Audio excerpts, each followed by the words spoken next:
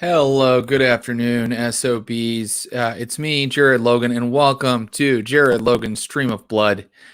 First thing I got to get out of the way, that beautiful opening music you heard is entitled Setting Sail, and it was set to us by one of our viewers who goes by the handle Warbird. So, Warbird, thank you for that atmospheric jam to get our Cthulhu game started today. Of course, you guys have tuned into the Neptune Society, our weekly Call of Cthulhu campaign set on the seven seas or near them. We're so happy to have you here today. This is volume 4 of the Neptune Society, our 4th installment. Man, I'm really excited for this one. The cast is stellar. And the adventure I have, let's see, how many pages of adventure do I have here? 1, 2, 3, 4. It's like 12 because it's double-sided. I just can't wait to get into it. But first, we have to do all of the things that a host of a stream does, which is remind you that we have a Facebook group for Stream of Blood. Please join that Facebook group, because in that Facebook group, we have already started posting character sheets for our various characters, but we're also going to start putting my adventures into the Facebook group. Maybe you would like to read the adventure and run it for your own Cthulhu game at home. Maybe you just want to see all the stuff that our players missed, because the way I write my adventures, I try to write them kind of open-ended. So sometimes the PCs go over here and they never see this thing that was waiting over here. So maybe you want the full story. Maybe you're a completist like I am. Join the Facebook group and you'll start getting those scenarios. I think we're going to post the one from last week entitled, I think, The Luska. I think we're going to try to post that pretty soon. Also, please follow us on Twitter. It's @_ stream of blood _ and the reason you do that is just so when you're going through Twitter, you go, oh, Stream of Blood's about to do a special show. We're doing some of those. We've got a lab show this week. We do this thing called Stream of Blood Laboratory, where creators of tabletop role-playing games come on and we play their games with them, or maybe it'll be a tabletop role-playing game podcaster or someone who's an expert in the field, or just like a giant enthusiast and fan who has a special perspective, and we're going to play a game with them. So I know that, coming up this week, we're going to do one with Grant Howitt, who writes these brilliant and really funny one-page role-playing games. Most role-playing books are this thick. His are one page, and I believe we're going to play something called Jason Statham's Big Vacation. So that'll happen this week, and Jonah Ray will be with us for that.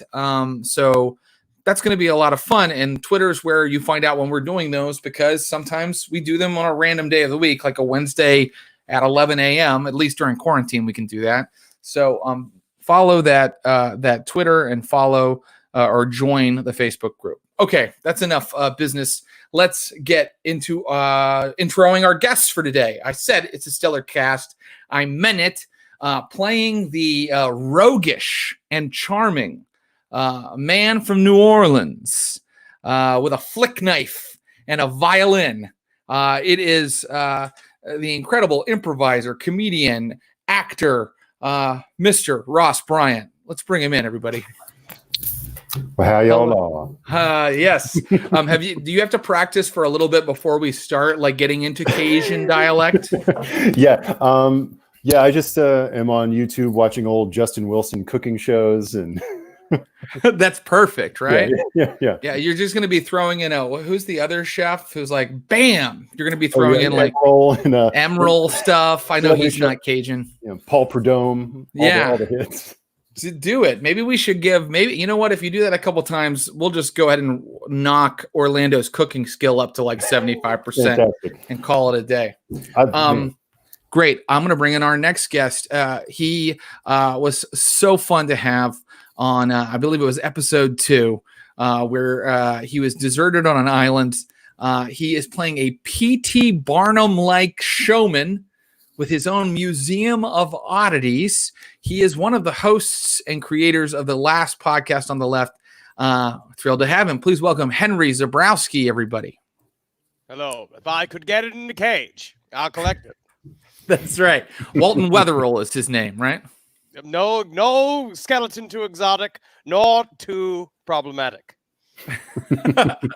Right. Yeah. Those guys weren't really worried about PC culture back then when they were exhibiting skeletons. No, we just stole it and then put it on display and then covered it in plaster and then made a bunch of copies of it and we franchised it. Yeah. It's a good business. I mean, it's an honest business in some ways, you know, more honest than other businesses. It's free money that just sits there. Most of this stuff is broken. No one knows. They're just sitting on. People having picnics on top of a lot of this stuff. So right, and other businessmen of the 1840s are just employing children to breathe in ash. So, hey, I'm not them yet. Yeah, that takes collateral. Yeah, the infrastructure and buildings to put those kids have to work somewhere. Yeah, well, maybe he can earn the money today to build his first smokestack, smoke choking factory. I'm looking to expand. Let's do it. Let's try it. Let's give it a shot. Let me bring in our final guest today. I'm so happy this guy is getting to play with us. He's got a long IMDb page. He's been in a bunch of stuff, and I really love his comedy and just his stuff on Twitter. And I was so happy that he can join us today. Playing the inquiry agent, because in the 1840s, they didn't call you a detective. They called you an inquiry agent, Mr. Roy Corduroy Kavitz. Please welcome Brodie Reed, everybody. Hi, fellas. How you doing? Hey. I have a lot of questions. How's it going? I'm very excited to play this game. I've been really excited to get into some Lovecraft slithery stuff. Yeah. Hopefully it gets really slithery today. I don't know. One of these pages definitely has something slithery on it. He always does. Now, Brodie, you're a newbie, so I know that people in the chat, people that are watching, they sometimes like us to go over rules. So I'll just tell you, I know I said it before we started, but again, just let us know if you have a question, and that goes for the other two too. I know you've played one time on the stream. If you have a question, let me know.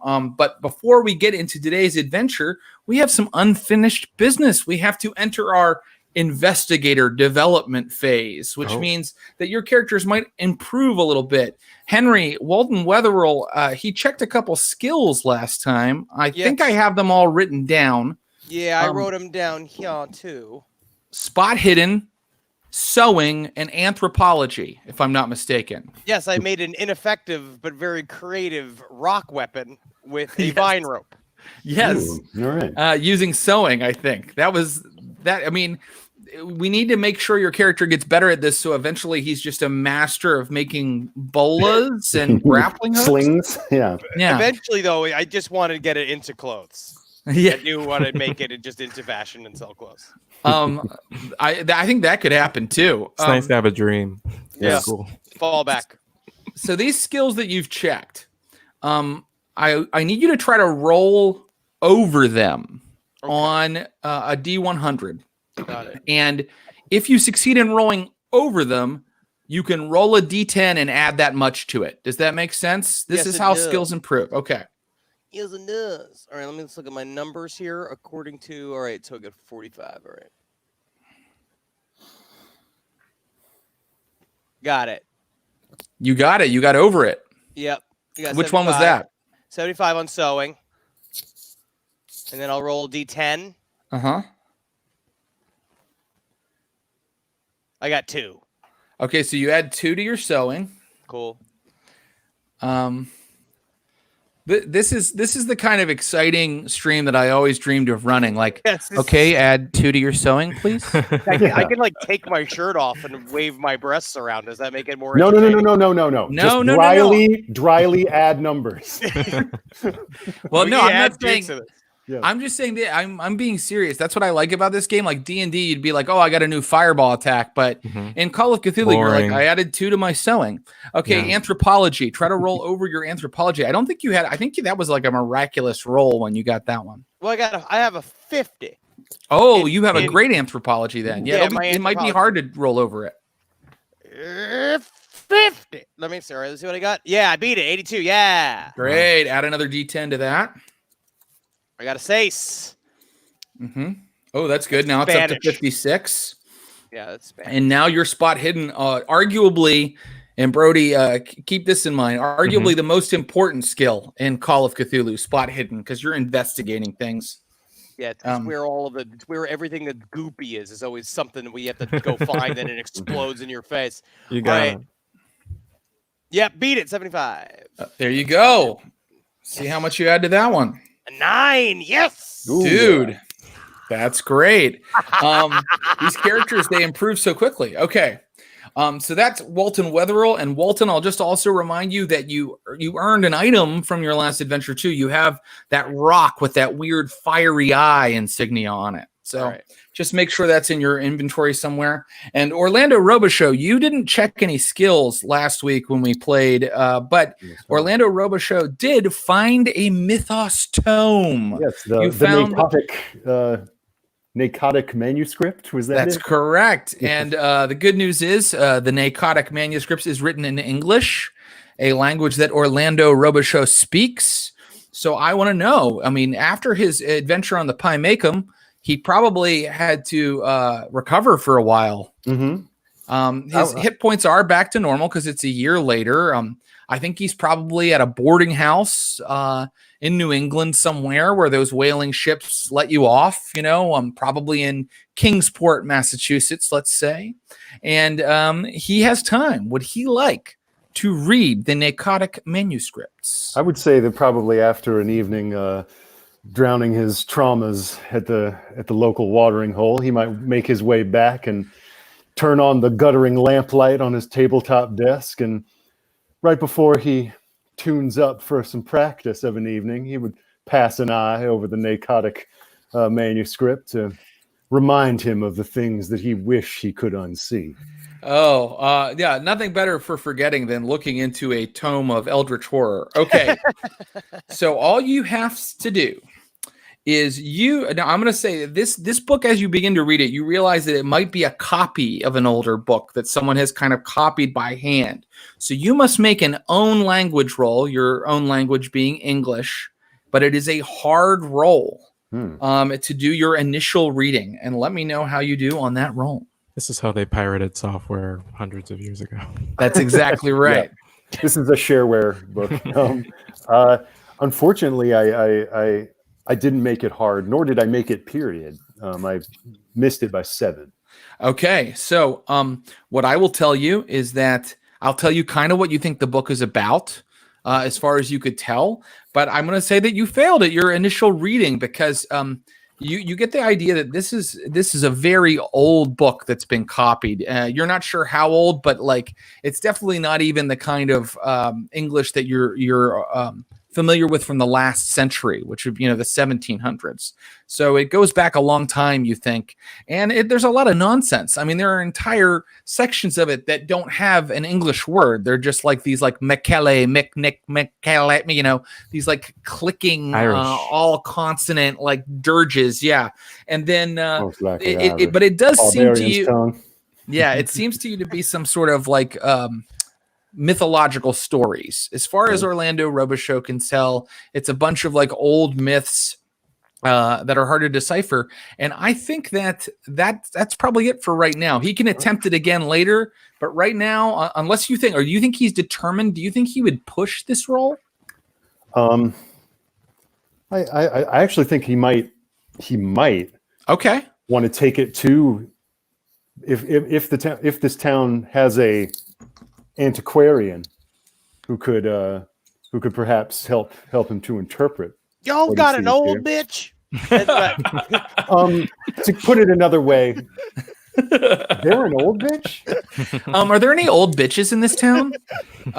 Okay. I'm going to say that he can roll his EDU, and if he succeeds, we're going to say that for now he has given the book to a contact who is a scholar who's going to try to interpret it for him. Okay. Brodie, just to kind of give you an idea, and anybody watching who's not familiar with the game, and just to remind our players, if you fail at a roll like Ross failed at his language roll to read the book, you can push it, meaning you roll it again. But if you fail the second time, something terrible happens. And he likes that. He likes when bad things happen. That's his Oh favorite. yeah, I killed a character last week. Oh god.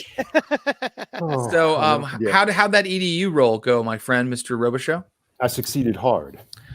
Very good. Then I'm going to say that you've given it to somebody you trust. We will determine later who that is and what their role is in your life. But here, right in Lovecraft country in Kingsport, Massachusetts, you have given the book over to someone who can interpret it for you. Now, let us begin today's adventure, which does not take place in Kingsport, Massachusetts. It takes place somewhere else. But before we even get to where our characters are currently standing, we must talk about the Neptune Society. So let's begin. Today's adventure is called The Call of the Gold Bug. And that beautiful art is by the amazing Will Pottorff. Okay, so in the Neptune Society, a gentleman's club above an old sea tavern on the wharf in Limehouse in London. Within the confines of the Neptune Society, there are many cabinets of curiosities. Walton Wetherell himself has looked them over when he visited there not too long ago. They have strange taxidermied animals and odd scrolls dating back to the medieval era. And in one cabinet, they have a collection of insects set up on pins with their appendages out so that an entomologist or a biologist can get a good sense of their anatomy.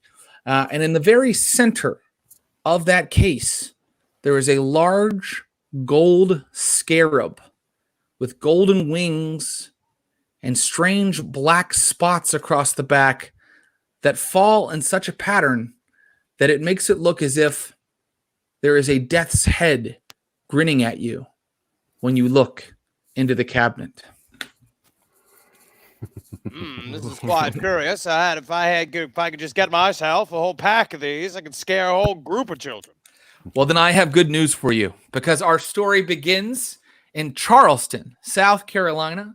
The year is 1844, and Walton Wetherell is on the street in Charleston with his two colleagues from the Neptune Society. A man he's worked with many times before, the inquiry agent whose specialty is retrieving stolen property. It is Roy Corduroy Cavett is with him. Happy to be here, Mr. Wetherall. Thanks for hiring me once again. So excited. I hope my services are hold up to your anticipations. As long as you can keep a secret, I think we'll be great friends. I am in the secret business, sir. And then, of course, to kind of help guide them around the South, a man that is no stranger to the Crescent City, and who's walked up and down all of the Atlantic coastline at some point. It's Orlando Robichaux. It's a pleasure as always to find myself clept in the bosom of the Palmetto State. Right this way, gentlemen. I know a spot where you can find a praline that is as tender and delightful on the tongue as Olympus on ambrosia. What is a grit? But I am looking forward to having it is a cereal grain. Oh, I see. It does seem to be. It is an unappetizing name, but I will consume from their creaminess, from what I've seen.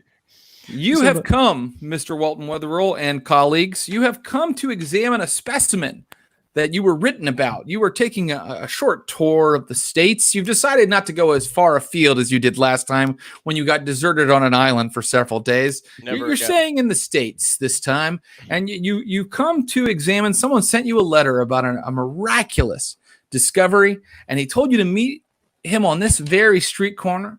And soon as you're standing there, a very kind of pale and haggard-looking man with a mustache and a mop of black hair comes up, and he's got a large case with him, and he says, "Excuse me, are you Walton Wetherell?" Could you tell with my fancy frock coat, my prevalence for the color purple? Yes, it is I, Walton Wetherell. I trust you're the creepy person with the thing I'm looking for. That's correct. My name is Alan Edgar, and I have some items that I think that you will be very interested in, sir, if you will allow me to show them to you. Absolutely. Do you not want to find maybe is there a place we can go to have a little bit more privacy instead of doing right here in the main thoroughfare? Well, the thing is, I'm kind of in a hurry. Let's see the goods. He puts a little tripod under his big case and he opens it up and he has many things in here, but he's like, I know that you are interested in biological specimens for your New York museum, sir. The And natural, the better. I have found this extraordinary and terrifying species of insect. Look, and he shows you the gold bug. Golden wings covered in a strange black markings that look as if it has a death's head on the back. I think this would make a great addition to your museum, sir. And I can tell you that I would be willing to part with it for only $100. You want $100 for a bug? I'm sure that sounds authentic. As authentic as your name, Mr. Edgar. Mind if I inspect that bug? You may inspect the bug, and what you can do if you want to inspect the bug is you could make an appraise roll, if you'd like, to let you know if it seems to have any value, or if any of the three of you have any knowledge in biology or natural world. You could roll that. I got a 20. I could also do, because my things I want to look at it and be like, is this just painted? Yeah, Or is this same. natural? I think that I can roll Roy natural Kavitz, world. you have forensics, and if you want, Yes. you could make a forensics roll, but it's not specifically for the bug; it's for his collection of stuff in the case in general. Sounds good. I'll take out my magnifying glass and then I roll a 100. Yes, sir. And you're trying to roll under your forensic science skill, which is not super high because forensic science barely exists in 1844. I got a 77. Okay. You're not sure. He has a lot of weird odds and ends in here, but nothing is really striking you as significant. How did the other gentlemen do on their appraise roll or their natural world roll? Nothing. Yeah. Same. It's a bug. It is He a bug. looks at Well, you- it's a curious looking bug. It is. He can see the skepticism on the three of your faces, and I got to tell you, this guy looks like a huckster. He's working out of the back of a case on a street corner. And Walton, you're probably like, amateurs. You know what I mean? Like, I'll give you $25 for this. wow, I'm afraid I couldn't part with it for less than $50. $50. All right, I'll buy your bug for $50. There you go. I'll pretty good take a deal, look at this. actually. I came all the way down here. Thank you very much, sir. Thank you very much. I appreciate it. Well, now, it's a pleasure doing business with you, Mr. Weatherall. And if I ever make it up to New York City, well, you can be sure I'll come and visit your museum, sir. Absolutely, tickets are only 50 cents. So you should come anytime you like and take a peruse. Yes, sir. Well, I have the means, and I intend to visit the northern states. He starts to lock up his case and move away down the street. And gentlemen, you have a wonderful balmy day in Charleston ahead of you. Was this Is trip there a way away? for me to hold this bug? What can I do with this thing now? Yeah, now is that it I alive? have, yeah, Is there yeah, a like- case that we can carry it in? Yes, of course. And he takes out a scrap of parchment, and it's rolled up, and it's like in like kind of a red ribbon around it. And he takes the red ribbon off, and he hands you parchment that he looks like a kind of a very thin old animal skin. And he kind of takes the bug up in that, and then he ties that around, and he hands you all of that. No, I've seen a great many creatures in my travels through the bayou. Saw me a albino alligator once and a piebald deer, but I ain't never seen a creature such as this. Where'd you happen to come by such a peculiar entomological specimen? Oh, I found it myself. I found it myself on Sullivan's Island. Well, I'll bid you a good day, gentlemen, and have a very good summer. And then he starts off down the street. Have a kick-ass summer. What is this? Junior middle school? It is as though he seeks to inscribe himself within our yearbook. Be cool, never change. Well, I will say with this is that this will firmly go into my bugs that are bigger than normal cabinet. that honestly receives a lot of attention. Great. Yes. I mean, that's why you're on this trip. You're picking up all kinds of little odds and ends that you can put into your collection up north.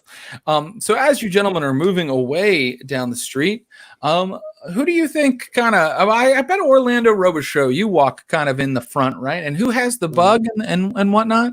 I believe I have the bug. It looks like so. And Mr. Kavitz, how would you kind of walk down the street here? Like, what would your Turning my head very suspiciously. I'm a coward. I'm always looking for danger.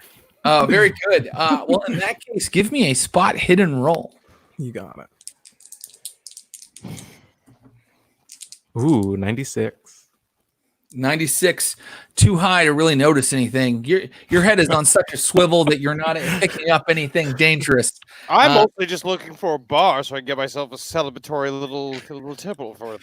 Well, and you think you may have found one, but a gentleman, and it's a daytime, it's crowded on the street. A gentleman moves past you and smashes into you. He's a very large, nautical-looking gentleman, and he jostles you as he moves out of the House of Mirth, the ale house, and would you please now all make a spot hidden roll?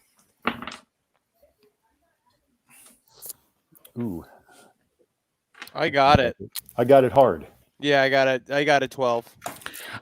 You see this gentleman as he is like pushing away from you, like he's acting kind of like a drunk, but you see that he's trying to put his hand into Walton Wetherell's pocket, and as he's doing so, he's pulled out the parchment with the bug inside of it, but he has not done a very good job. I can tell you that he failed at his roll. So you all clearly see what he's doing, and I am going to allow you to tell me your dexterity ratings right now. What is yours, Roy Kavitz? Your dexterity at the top of your sheet is in the middle. 65. And Walton Wetherell? 55. 55. And Orlando? 80. Oh, Orlando, you're very fast. So, Orlando, you can do something right this very moment if you'd like. I think I'll take hold, if I can, like, put my hand on the cuff of his rustic nautical coat. Yeah, rough him up style. And just say, like, well, hey there, friend. Seems to me that hand is crossing a border it wasn't intended to. I stand behind Orlando intimidatingly, even though I don't plan to do anything. My other hand goes to my concealed flick knife. Okay. So I'm not going to make you make a roll yet. You just it's crossed a border. It's not intended to. And he realizes that he has been found out. He still has the thing in his hand. And Roy, do you want to make an intimidation? Do you want to try to intimidate him, or do you want to try something else? I absolutely want to try to intimidate him. Okay, great. What's your intimidation skill? Let's see. All the skills are in alphabetical order. There are like 100 on the sheet, so it's hard to find them, but intimidate is right there. It starts at 15%. Oh, yeah, that's what it is. So maybe I shouldn't try to do that. Oh, no, I think that you actually should, commit. Because this is how skills improve. Why don't you give it a shot? You never know. All right. I did not do it, right? Okay. I way over, so did not. Okay, but what do you say? Like, how do you intimidate somebody? Sir, you are the 8th most suspicious person on the street. I know, because I've scanned every single one. I'm scared of exactly 5 of them, and you are not one. This man right in front of you, he does dangerous things. I've seen it. I've seen him do things. Beautiful. I think that the reason I've faced nothing but danger. I'm the most dangerous man on the street. Yep. I think that when the guy starts listening to you, you can tell he has kind of a hard time following your logic there, like he's like, what? And now it's his turn. And I can tell you that what he does is he grabs the thing and begins running down the street. Bastard. Walton, it is your turn. Halt, you go there. As he runs, I mean, in my mind, I'm going to try and grab at him. I'm going to try and see if I can grab him before he can get away. Yeah. And would he have to roll to break the grip I had on his coat? You know, he absolutely would. Thank you for bringing that up, Mr. Orlando Robichaud. And I apologize for not thinking of that myself. Here he goes with his fighting brawl roll. Ooh. And that, gentleman, is a 5. He succeeded. My hand is torn from off my body. Yes. So Walton, do you want to try to grab him before he gets away? Do you want to attempt a fighting brawl roll or some other roll? I guess I will try to do a brawl roll because I don't think I have anything. I don't think persuade allows me to be like, halt. It's not like magical persuade, right? Like no, I'm afraid not. And intimidate might make someone stop in their tracks, but I don't have that really. Okay. I will try. Yes, I will try to do a brawl roll to grab him. Go for it. No, I got a 72 and a 25. Okay. Yeah. So. Yeah, sir. Yeah, sir. Come back, yes, sir. Okay. He's running, but it's a very crowded street. So, it now goes back to Mr. Orlando Robichaud. What would you like to do? All right. I shout out across the crowded street. Yeah. Please. Stop that man. He just expressed a dangerous affinity for New Yorkers. Great. That sounds like a boy. What does that sound like? That sounds like a persuade roll, if you'd like. Yeah. Ooh, which I'm. Oh no, it's a fast talk. There we go. Fast talk. That's better. Where are you at, fast talk? There we go. Ooh, success. Very good. Very good. So a couple people on the street look back and they hear a man with their accent, important in Charleston, and they see you pointing at him and he likes New Yorkers. Suddenly a couple of men move in front of his path, and the guy is sort of blocked and he's kind of turning and like trying to look where to run. And now it is Roy Kavitz's turn again. I would like to grab him by his legs. I'd like to trip him up. Great. Like to tackle him.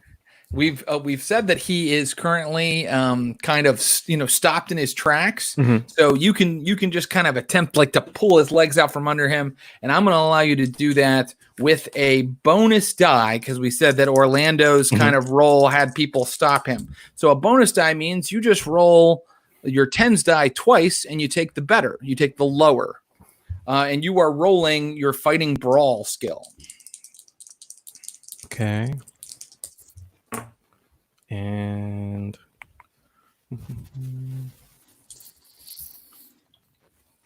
fighting brawl. Cool. I got I'm so confused on how this works a little bit, but that's okay. That's okay. So what's your it probably is at 25%, right? It your is. skill? Yes. Okay. And what did you roll? That was my highest 10. It was 10. A 10? Mm-hmm. Oh, okay. That's great. That means you succeeded. All right. I want you to check that skill. So that means you just take your little cursor and put a little check in the box to the left of the skill. And that means your brawl may improve later. But awesome. Basically, you come up and you do it kind of stylishly. You kind of like, you don't tackle him into the rest of the guys. You like come up and you like carefully trip him as he's trying to like exit out the other direction. He goes smashing into the ground. The package, the parcel, goes rolling across the ground a little bit. It pops open, the ribbon comes off, and the bug is there in the parcel. And for just a second, Mr. Kavitz, you think you see it kind of like move an antenna and a leg, and then it is completely still again. The guy is now looking up at everybody. He took like 1 damage from falling down. And what would you like to do, Walton Weatherall? It is now your turn. I'm scurrying to go get the object as fast as humanly possible, because now obviously someone wants this, and if somebody else wants this, it means it's double valuable. Absolutely. So you scurry and you grab. I run through the crowd, and my only, because I'm an urban man, I know how to weave my way through crowds. Yeah. You run up and you are able to scoop up the parchment and the bug. And as you do so, you notice that the parchment that it was wrapped in has an odd symbol in one of the corners. You didn't notice it before, but now you notice that there's the symbol of a goat's head in one of the corners of the parchment. And you notice that as you scoop up the bug into it, and then the man, he's going to try to run for it again as he's like kind of getting to his feet. But Orlando Robichaux, you have a chance to stop him. Walton Wetherell's that was your action, picking it up and grabbing that. Orlando, would you like to let him get away, or are you going to try to stop him? What are you thinking? I think my curiosity is, shall we say, piqued. So Yes. I want to see if I can get him back on the ground so I can ask him a question. So he's scrambling to his feet to dash away? That's correct. I want to see if I can just make like a little kind of like dancey sort of move to just sweep that leg from underneath him and send him back down onto the ground. You guys are going to trip him again? You're just going to keep tripping him, yeah. Yeah. I mean, leg. This is the entire episode. Yeah. Okay. Well, I think that's a great episode. So let's go for it. Give me. I think you still need another fighting brawl roll, and he's going to try fighting back. But I got to tell you something when it because the way combat works is whenever you attack somebody, they can attack back or they can dodge. So earlier he tried to dodge Mr. Kavitz's sweep. He failed. Now he's going to try to fight you. Ooh. I did not do so good. Well, guess what? Neither did he. He comes lunging at you with a knife that he has pulled out of his pocket. You go to try to sweep him, and Watch you out. both kind He's of got a miss knife. each other. Thank you, Corduroy. Yeah. Thanks for the warning. And now he is going to, on his turn, which is now, oh no, I'm sorry. It is Roy's turn. No, it is not his turn yet. So Roy, you can do something if you'd like. I would like to try to grab the knife and twist his arm behind his back. Okay, that's a brawl roll. Mm-hmm. So remember, you just roll the 10s die on the one side and try to roll under that 25% you have in brawl. Okay. No bonus die this time. No bonus die this time. So this is the 100 die? Just a D100 roll, yeah. Nice. Wow. Okay. Yeah. Way over. No way. Yeah, no dice, right? Mm-hmm. And pun not intended. Sorry. Okay, so you roll, you miss. You are unable to grab the knife out of his hand, and now the gentleman is going to. You know what? You suddenly hear from behind you, "Halt! Halt there!" And you see soldiers in Union uniforms starting to run down the street toward all of you. And he immediately, you see, drops the knife and puts his hands up, and suddenly Union soldiers from the fort nearby kind of standing and kind of brandishing their weapons at him. And a man in one of these, U.S. Army uniforms who looks like he might have a couple more little gold strips on it, a little more authority, says, "All right, now what happened here?" This man absconded with my items. He absconded with my personal property. And I got good news for you. Some of the people on the street start to back you up.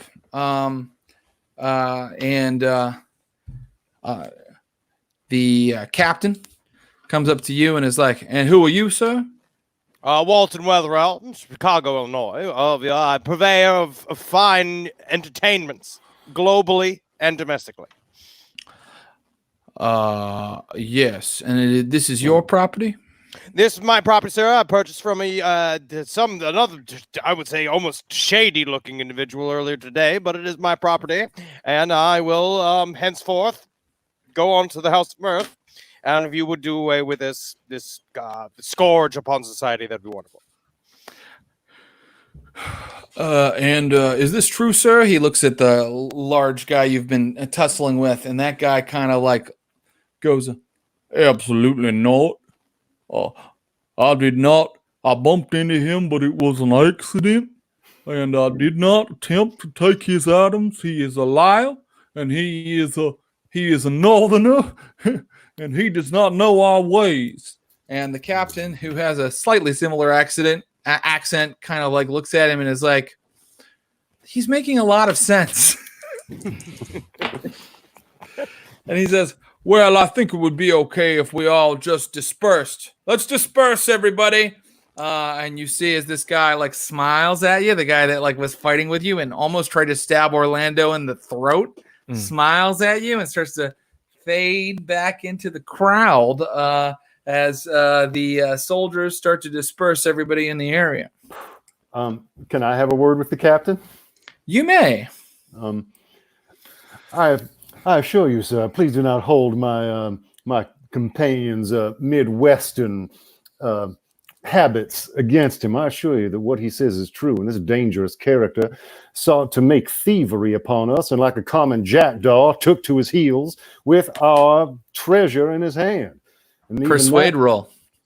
And then sought to take my life. An important part. Sorry.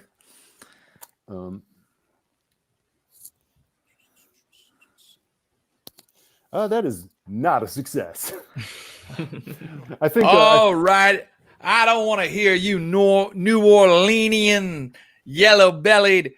You know, he's like, I didn't know that Frenchman. everyone could be racist by state. This is very interesting. I did know that. Very interesting.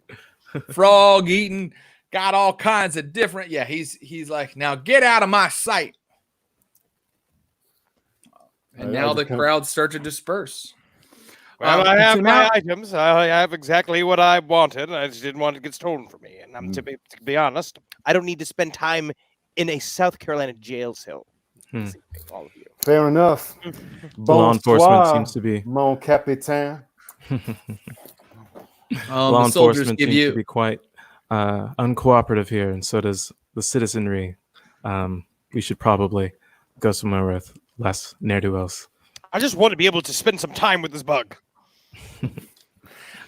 Great. I think that you go into a tavern, and in that tavern you can get, it's 1840, so they're more like inns. It's almost like we're playing a fantasy D20 game, because back then you could get your lodgings for the night, and you could get a meal, maybe a pot pie, I don't know, and you could, here it might be seafood, and you could get some strong grog, and you guys could kind of talk about the items that you have, or anything that you maybe have noticed about them, or anything that you would like to do. Perhaps you're interested in the man that accosted you. 3 grogs on me, and a pot pie, if you will. Thank you very much. Huge pot pie lands, piping hot. Ooh, this is very good. This is what I've been looking forward to all day. Delightful. Now, when I take a look at this scarab, the first thing it's very, very interesting. Just the sort of the very unique design on it. Now, can I see anything else unique about the design, or should I do an occult roll for what's on the inside of this parchment paper? Because the thing, I open up this parchment paper and say, like, well, these seems to be kind of a package deal, if you will.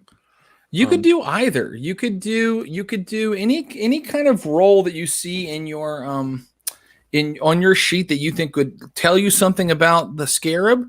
Let me know, and if an occult roll would work if you want to use the occult roll on the symbol on the parchment. I'll do that. I'll do an occult roll on the parchment.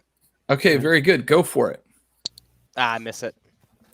Okay. Having now seen the image on the parchment, Orlando now searches his memory. Is that a symbol that I have seen in a certain book? Yeah, that's interesting. So, the symbol is not a symbol that you have seen in the book that you own, but it definitely looks like hoary and esoteric and strange. And you could, any of the three of you could try anything you could think of with the parchment and or the bug. So let me know if you have any ideas. Because my also main thing is, how did he know I had this bug in my hand? Besides, maybe he knew. That's been a cause for concern for me too, Mr. Weatherall. We immediately were mugged for the bug right after we bought it. It serves to say that the man who sold it to you might have been trailed, and we might have been trailed to this very tavern. I'd like to, can I make like a listening check? Yes, you may. See if anyone Absolutely, you might may make a be listen. murmuring about Yeah, I can do the same. Great. Same. Because Yeah. obviously I'm sitting here in a purple suit down here and very specifically not hiding amongst the locals. Right. Yeah, you guys succeeded. are you're a little bit conspicuous. I mean, anybody would be, in the 1840s when they left their home and went to a different community. Mhm. So, I take didn't my make it. mug and I wander the room a little bit, asking for the bathroom, keeping my ear to the ground. And very good. I succeed. You succeed Yes. on your listen. Well, Excellent. yeah. Yes. Okay. So there is you hear someone go, that's the trio that was tussling with Lafarge in the street earlier. Well, we Two garnered gentlemen. a reputation in this town. That's for sure. I go Yeah. back to the bar. I go back to the table and I drink my drink and I say, well, we're mildly famous. Well, Lafarge, huh? That's French for the asshole. I'm not quite certain, but I don't need to meet him ever again. I'm certain.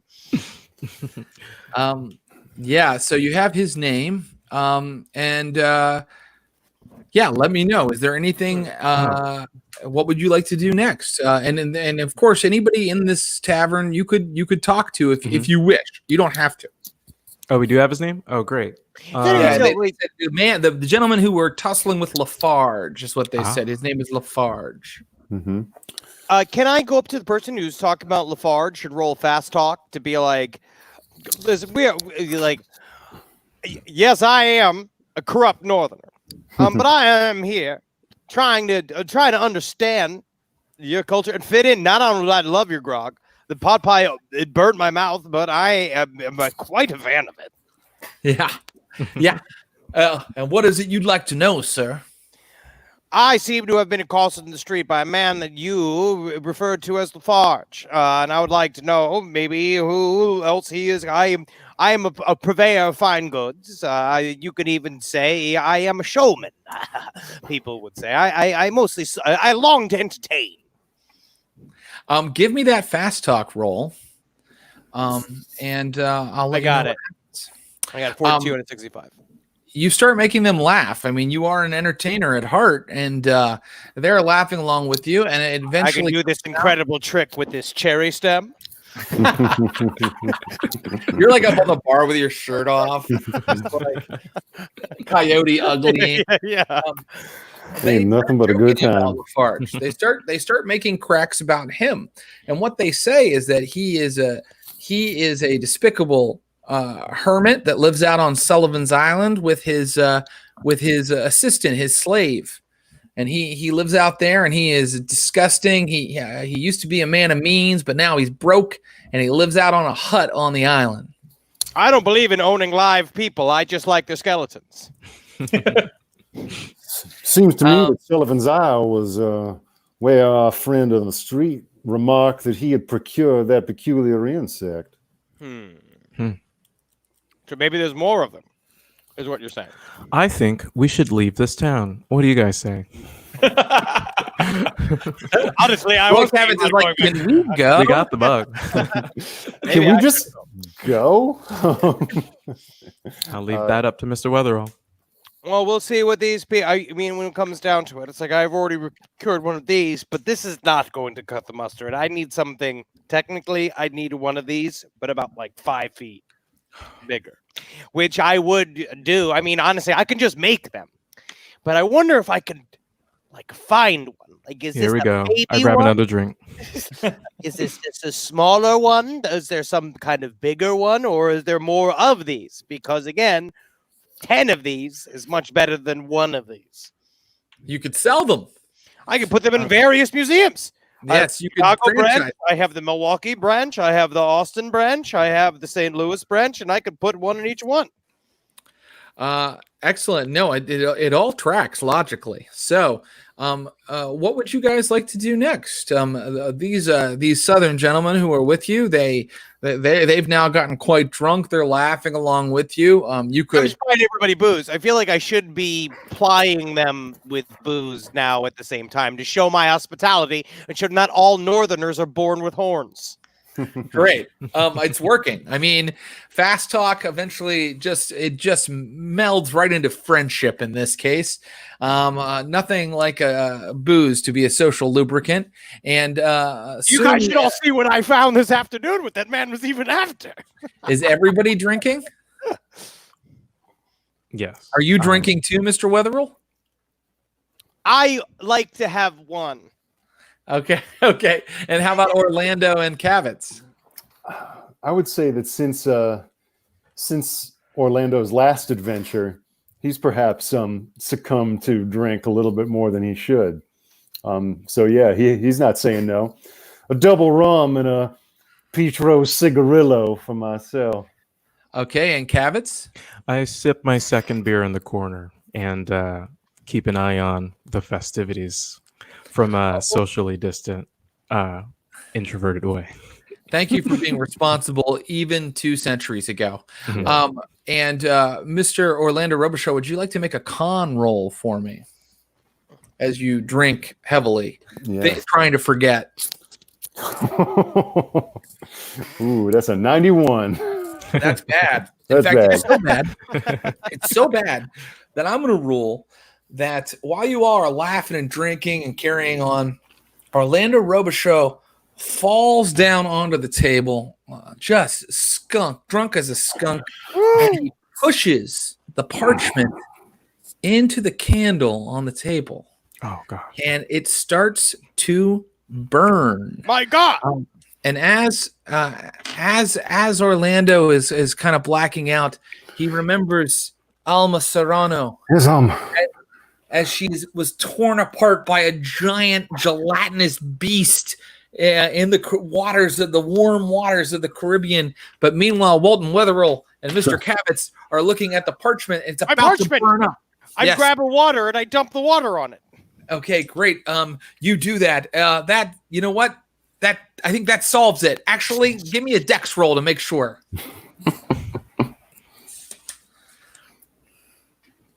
I fail it. Okay. No problem. So what happens is you realize after you've poured the water on it that the fire has warmed the parchment and a bunch of weird symbols have suddenly become visible on the parchment. Unfortunately, you weren't quick enough. Like you guys were all laughing for a little bit and then you were like, oh shit. And so half of it has burned away. Ah, shit. And the symbols look like it's like literally like comma, ampersand. Like it's like they're wingdings? Like wingdings, but they're very carefully. They were written in some sort of invisible ink that was only made visible when you heated the parchment. And you can tell that half of that message in the center of the parchment is now burned off. Unfortunate. Can I believe this might be a codex. Can I pull it? Can I look at it? I guess I'll make another occult roll. Yes, please make an occult roll. I got it. 21 out of 40. Okay, so with your occult roll, let me just make sure I get all this correct. Yes, with your occult roll,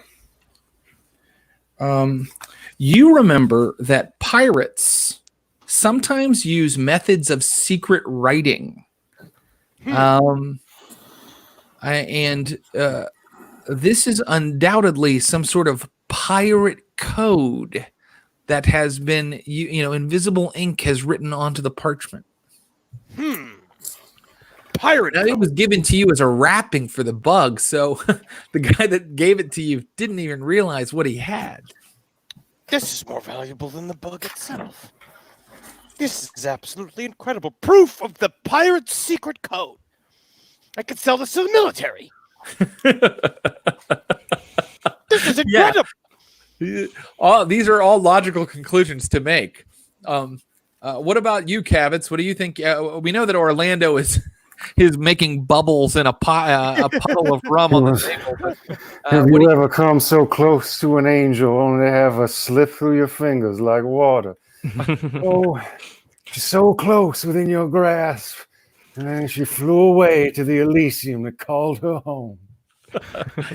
Kavitz, what would you do, or what would you like to do now that you have seen these new clues? Well, I have some knowledge of codexes in terms of identifying the lexiconal, like the grammar of it, maybe the structure of it, maybe if it's one kind of codex or the other. So if I could make maybe like a library use check or something.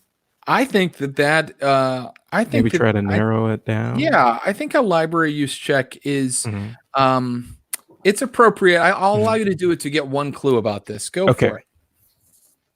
Let's see. I did get it. Okay, great. Okay, great. So, as someone who's spent plenty of time reading and in libraries, you know that the most common letter in the English language is E. And you notice that one symbol, the percent symbol, is used more than any of the others, and it's often used with two different symbols on either side of it in a way that makes you think that perhaps that is what stands in for the letter E. And you think with a couple rolls and some time, a couple hours, you might be able to decipher this. Unfortunately, half of it is burned off. Interesting. Well, if we can get as much of it translated as possible, then I can know what I'm selling to the government. I'll get to work on it, Mr. Weatherall. I'll pay you handsomely.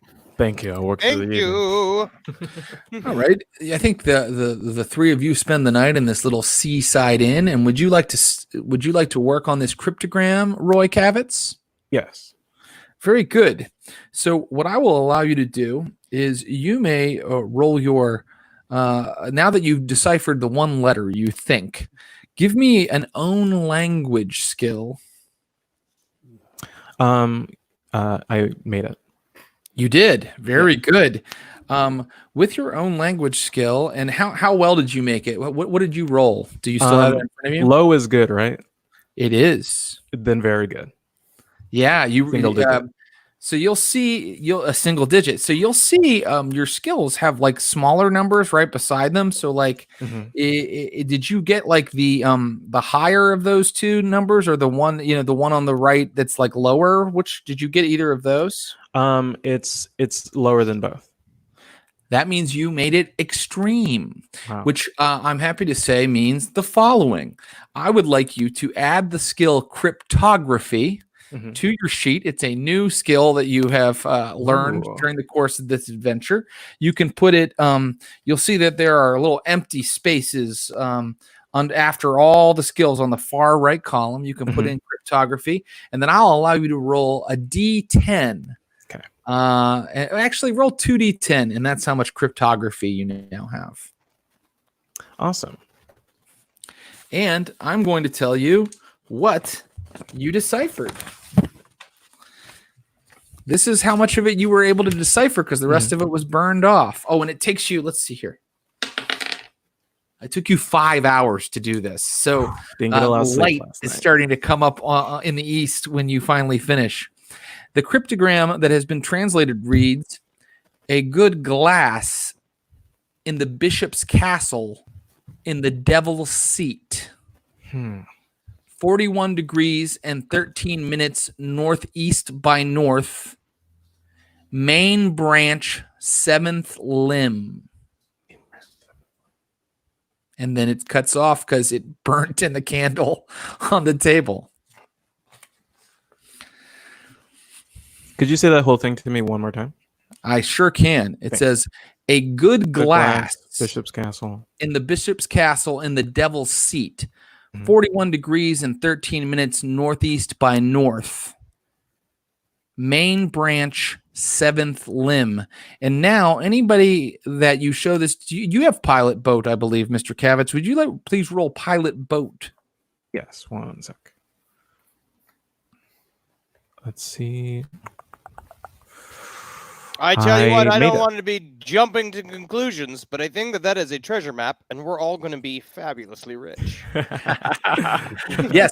So you realize 41 degrees and 13 minutes northeast by north is kind of how they would give coordinates to look through a spyglass at something. Mm. I tell you what, I've been directed to places that should have killed me many times. And I don't see why this would be any different than before, but I've always survived.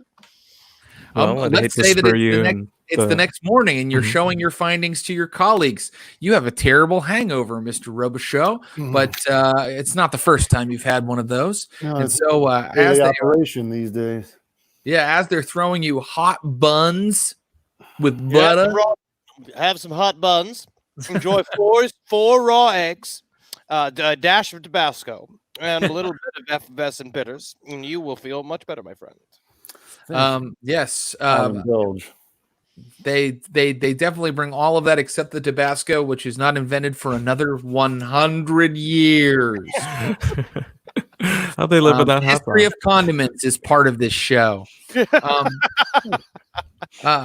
Sewing and condiments. That's what we're all about. Okay. That's all we do. So, gentlemen, you have a big stinking pile of clues. It's time to decide what you'd like to do next. And I swear to God, if it was go home, you could tell me and we would make that work. But if you think that your characters would go after the treasure or try to find out more about this guy Lafarge or a fourth idea I haven't thought of, you let me know. Can I look at the translated code and see if I can get any more info about it? Absolutely, you may. 'Cause I'm a seafaring sort. You are, and I will tell you that when looking at this, Mr. Kavitz has already told you that it looks like it's coordinates for like which way to look with a spyglass. But you may roll history or natural world on this, Mr. Orlando Robichaux, or if you have another idea, I just can't allow pilot boat because that's kind of already been that clue has already been found. And I will roll natural world. Very good. And I am not rolling well today. Oh boy! Please Well, don't you are not throw up on the exactly- parchment, Mr. Robichaux. Yeah, you're having you need a little hair of the dog before your natural world skill I don't really. see much in this. Well, my main thing is I'm trying to figure out how do I know.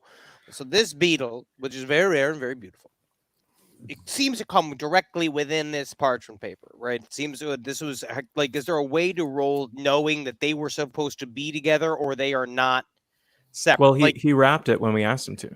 Yes, this is what he did, but I don't know if he just grabbed a random sheet from inside of his bag and he had no clue what he was doing, or if this was purposefully put.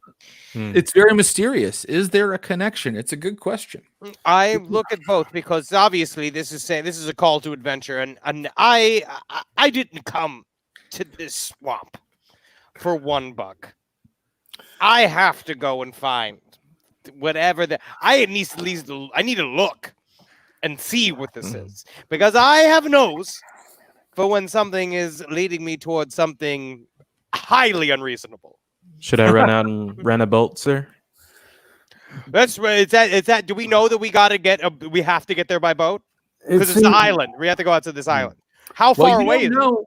Well, you don't know. You know that Lafarge lives on Sullivan's Island. This is telling you it says a good glass in the bishop's castle and the devil's seat. Thank you. Yeah. So, are they the same place? How do I find out? How could I? The idea of 41 degrees and 13 minutes northeast by north. Well, we know that is for the binoculars. Those are spyglass Spyglass, directions. What we would need to know is where you stand in order to make that sighting. The devil's seat sounds like it is a location. Some sailors down by the wharf may be able to tell us what, if any of the landmarks Either around here them have a local when name. you go to Or rent a in the boat, bar. perhaps. Yeah, and the When we last go thing to rent sounds the- like a tree. So maybe it's something that's in a tree. Maybe Maybe. that's too a literal. branch of a river or a tributary. Mhm. It might be. But I feel like the way we need to do is we need to ask some people who know, and we need to find some stinky sailors because they know these things. But the Devil's Seat sounds like, honestly, it sounds like an incredible bar, and I would love to go find out what that is. Cut to the wharf. And so you may roll your credit rating to rent a boat. And then whoever wants to foot that bill, and then someone else may interview the sailors as much as they like about their knowledge of these of this thing that you've deciphered. You say we have a credit rating? I do. I got it. I did it. This game rules. That's what they call the skill you use to seem wealthy and buy stuff, Brodie. I wouldn't know.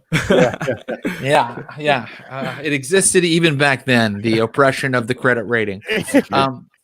So Walton has secured a boat for you, and there are many sailors of, this is a big port on the east coast of the United States. So there are all different types of people walking back and forth, and different types of sailors. Some of them quite stinky. So I will allow you to talk to whoever you want and ask them whatever you like. Can I do a fast talk roll, or who's got the highest? You may. You want to stop? You want to just stop some sailors walking by? Oh, look at the crustiest bunch. They look like they've accrued the most barnacles. Let us see what they know about the Devil's Seat. Very good. I make it. I do 29 on a 65. Roll a d6 for me, or I can roll it for you. Do you want me to do it, or do you have it? I just did it. Got a 2. A 2. Okay, let's see. Well, sir, being sailors, they are not from this area, and they have never heard of the Devil's Seat. God damn it. Kavitz, did you say you wanted to interview some people? I mean, I don't want to ask them the exact same question necessarily. Gosh, what could I do? You could ask them something else about the parchment. Could we see it again, please? Clinton Trucks, my secret keeper behind the scenes. And I can read it to you again. A good glass in the Bishop's Castle in the Devil's Seat, 41 degrees and 13 minutes northeast by north, main branch, 7th limb, east side. So, Mr. Wetherell, you asked about the Devil's Seat, but not the Bishop's Castle? No, I just asked about the Devil's Seat. Great. I'll ask about the Bishop's Castle. Very good. Give me a social roll, and roll if you can. Roll a d6 for me beforehand. Okay. All right. I got a 3 on that d6. Okay, great.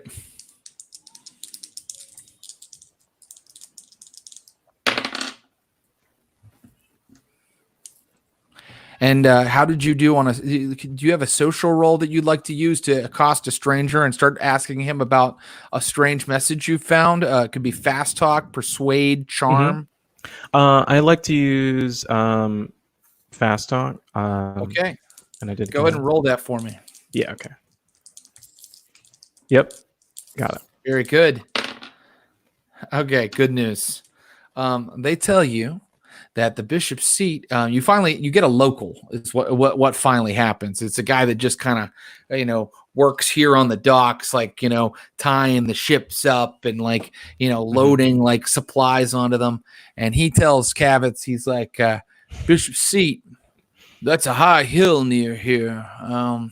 And then he gives you directions. He's like, oh, you got to go up the Narrows, and he tells you, like, he kind of gives you directions there by boat, but it's Bishop's Castle it's not a literal castle. It's like just a high point here in the Charleston area. He kind of tells you roughly where it's at. Thank you very much, sir. Good luck with your boxes. Thank you. They're very heavy. Seems to me that if we wish to sight with a good glass, that is where we should go. Hey, Chance, are you for hire, sir? Would you the type of person that would enjoy maybe leading us to where this Bishop's Hall would be? Well, I'm afraid that my duties keep me here. They pay me a fair wage. What's that wage there? It is a half a penny every 8 days. Oh. How about $100? I'm on my way. Let's go. A year.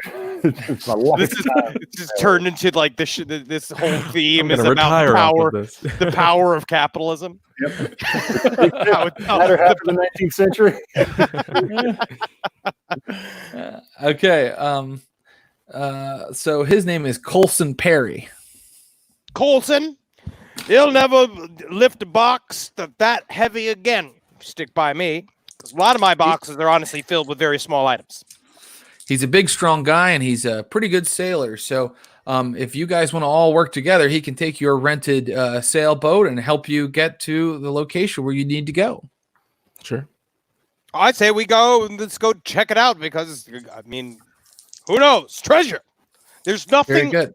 There's only treasure there. That is I know for a fact. So you've got three competent sailors with you. So I'm not going to make anybody roll their pilot boat to get to the location. You also very smartly recruited somebody to help you navigate your way there. So I'm not going to make anybody roll that. Eventually, you pull up on a sandy bank, and a little ways up the slope, some bracken and really heavy foliage starts, and he says the bishop's castle is right up that way. You can see, and he points. He's at the top of it's right up there. Okay, do a spot hidden roll for as we roll up. You may, yeah, you certainly may. I think you just increased my spot hidden, right? Yeah, I got a 44. I got it. Oh man, Mr. Walton Weatherall. Let's see. Yes, sir. What you notice is that there is a spot. It gets rocky toward the top, and there's a spot that looks a little bit like a throne. It's got kind of a flat back and a flat kind of surface leading out from it. The devil's seat. Colson says, "I shall stay here and maintain the boat, sir." I don't necessarily like leaving somebody with the only way that we can get home. I feel Neither that do you I. should maybe accompany us for a little bit on our trip. Very well. And maybe we might need some tools or some kind of supplies if we're heading into the interior. Is there a natural way up, or is it You just... folks are from the city, aren't you? And we would Ha. and we would certainly need a spyglass if that is about the place. Okay, well, I was paid half a penny every 9 days, so I don't own such rich, extravagant luxuries. Does anybody else have these things? Let me see what I have. I have a magnifying glass. So we come all the way here without. Okay. Well, you know what? That's kind of silly, isn't it? Why don't we roll an intelligence roll? Sometimes I call this an idea roll to see if your character would have thought of something common sense, and all three of you may do it. Yes, I succeeded. I succeeded as well. Okay. I failed. I forgot. Sorry. That's okay. So, because each of you that succeeded in the roll, you since you still failed to like go on a shopping trip and tell me all the things you want to take with you, I'm going to say each of you that succeeded, you have one thing in your inventory that you're pretty sure you're about to need, and you must name it for me now. Spyglass. Done. Okay. So we don't. Oh, I got one too. We have more than we need. Oh shit! Damn it! Oh no. No, contraire. I bet you there's one more thing you might like to have. I'm not going to tell you what it necessarily is. I'm going to say it's some Snacks. rope. Get some snacks. Some rope. Okay, so you guys did remember to grab some rope and a spyglass. And Colson Perry is happy to leave the boat. He just ties it off on a stump on the shore. Yeah. And I'm going to see how he did on his idea roll. Perhaps a shovel. Okay. Guess what? He just succeeded in his idea roll, and he holds up a shovel. Yes, very good, very good. Now, can I used spyglass now, like from the beach, to go look up at the top of the mountain and You scan can, the area? you can, and if you do that, I'm going to allow you to make another spot hidden roll.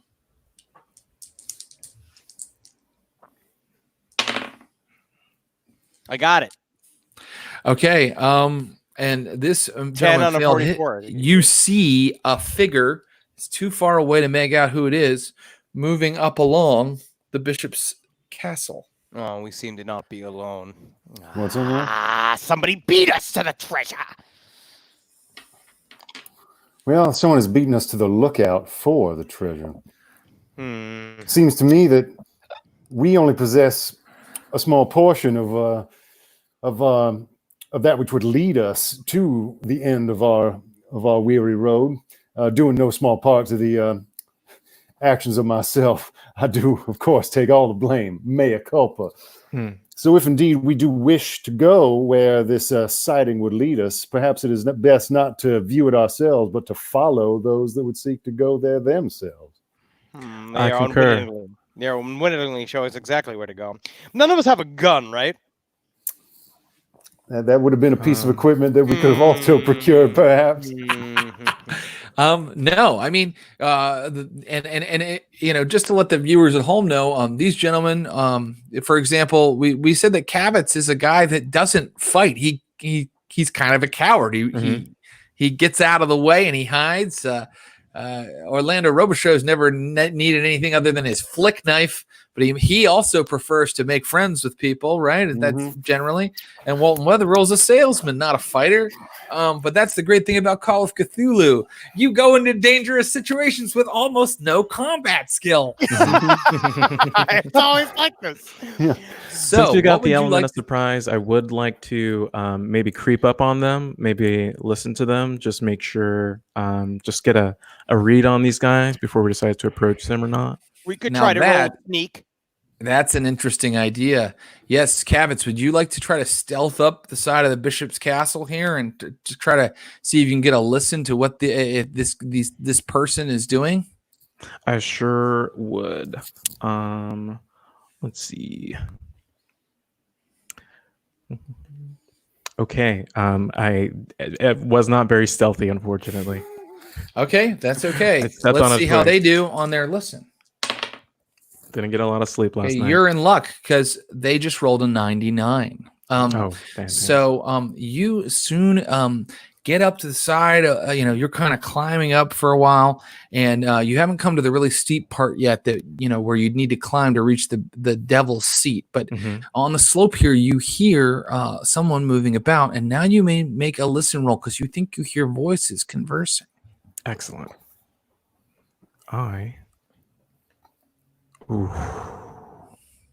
Unfortunately, they're just a little bit too quiet. Can't make out. No problem. Here's what I'll tell you. You could push this roll right now if you'd like, but remember, if you fail again, something terrible happens. Or you could say, I found out that there are, I think, 2 people here, and that's what I found out by going to listen to them. I feel bad that I forgot to bring any supplies, so I am going to listen, and I'm going to prove my worth to the group. Here we go. We're pushing that listen roll. Hoo-bye. I failed dramatically. Okay. I'm gonna go back for a second because you were still learning the rules of the game. So when you failed the first time, how many did you fail by? So my thing is 60, and I was over that. I was like 70 something, and then this new roll, I rolled an 87. So, okay, just so you know, if you fail by just a little bit, as a keeper, I allow you to spend luck points and kind of fill in the gap of what you. So you spend those points, and then your skill goes up by that much. So, for example, if you rolled a 70 and your skill is 60, you spend 10 points. You're at 70. And then you've rolled. You've succeeded. Oh, but awesome. I'm gonna say, just remember that going forward. But I think this time, something interesting's happened. And so here's what I want to know: Walton Wetherell and Orlando Robichaux and Colson Perry are they probably a ways away, right? They're probably a little ways away. So it's Kavitz on his own, and suddenly.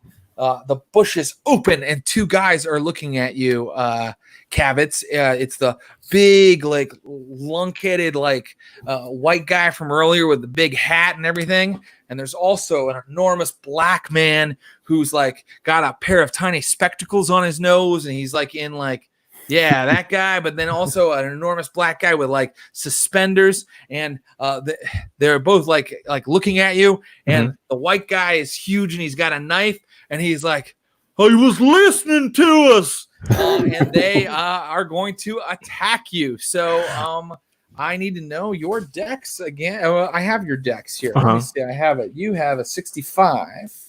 And let me see now. Let me see. Okay. Oh, here we go. And the African American gentleman has a 60, and the other guy has a 60. So I have really great news for you.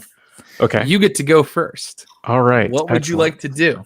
I would like to run away very fast. Okay. So you're just going to start running, like, back down the slope. Give me a dexterity roll. Okay. Get it. Oh, very good. How'd you do? What'd you roll? Critically good. Great. That's amazing. So here's what happens, because one of these guys biffed theirs really bad. You start running down, but it's a slope. Like, you kind of had to, like, hoof it, like, up the side of a hill. It's a high point in the area. So you're, like, going, like, so fast, and, like, at any moment, like, the momentum threatens to, like, roll you down the side of the hill, but you're able to keep on your feet with your good dexterity. And the big white guy, Lafarge, is, like, running after you, and all of a sudden he goes, "Whoa!" and goes, boom, boom, boom, boom, and rolls down the hill and, like, takes a really hard fall. Yeah, a really hard fall, actually.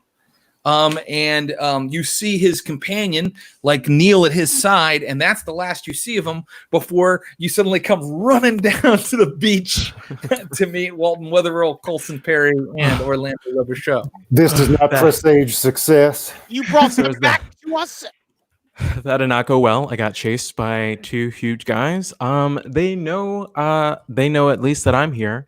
And one of them took a really hard fall. I think he hit his head. So they might be pissed, but at least one of them might be down. Well, while they're down, I suggest we now sneak the other way.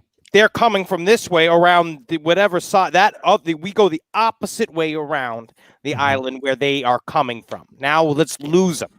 I think that's a very good idea. They saw me running this way. Great. Give me stealth rolls, the three of you. And here's what we're going to do. Who has the highest stealth? I have a 30. I have a 40. Mine's 50. Okay, so I think that Kavitz is our stealth leader for this exercise. So I want Orlando and Wetherill to roll their stealth first and tell me how they do. I succeed. Very good. I just barely. I got a 39 on a 30. Do you want to use luck? I'll use some luck points. Yeah. Okay. Spend 9 of your luck. Be sure to take them down on that little chart with all the numbers, because if you roll luck later, you're rolling under the new score. And that means both of them succeeded. So that means on your stealth roll, I'm going to give you a bonus die, Roy Kavitz. So go ahead and roll it. And if it's not good, roll it again. It's good. It's very good. Great. You're like, this way, because you know where you left them. And you guys, like, and you're, like, going down, and Colson's behind you. He's got the shovel in his hand, and you guys are, like, doing, like, amateur, like, commando moves. And finally, you kind of get, yeah, Clear. Go. And Kavitz is doing this thing. Like, he's like, yeah, I don't know what that means, but he's doing it. And finally, you guys come to you come around the other side of the rock, around Bishop's Castle. And now you come to a portion where if you want to get up on the Devil's Seat, you have to make a climb roll.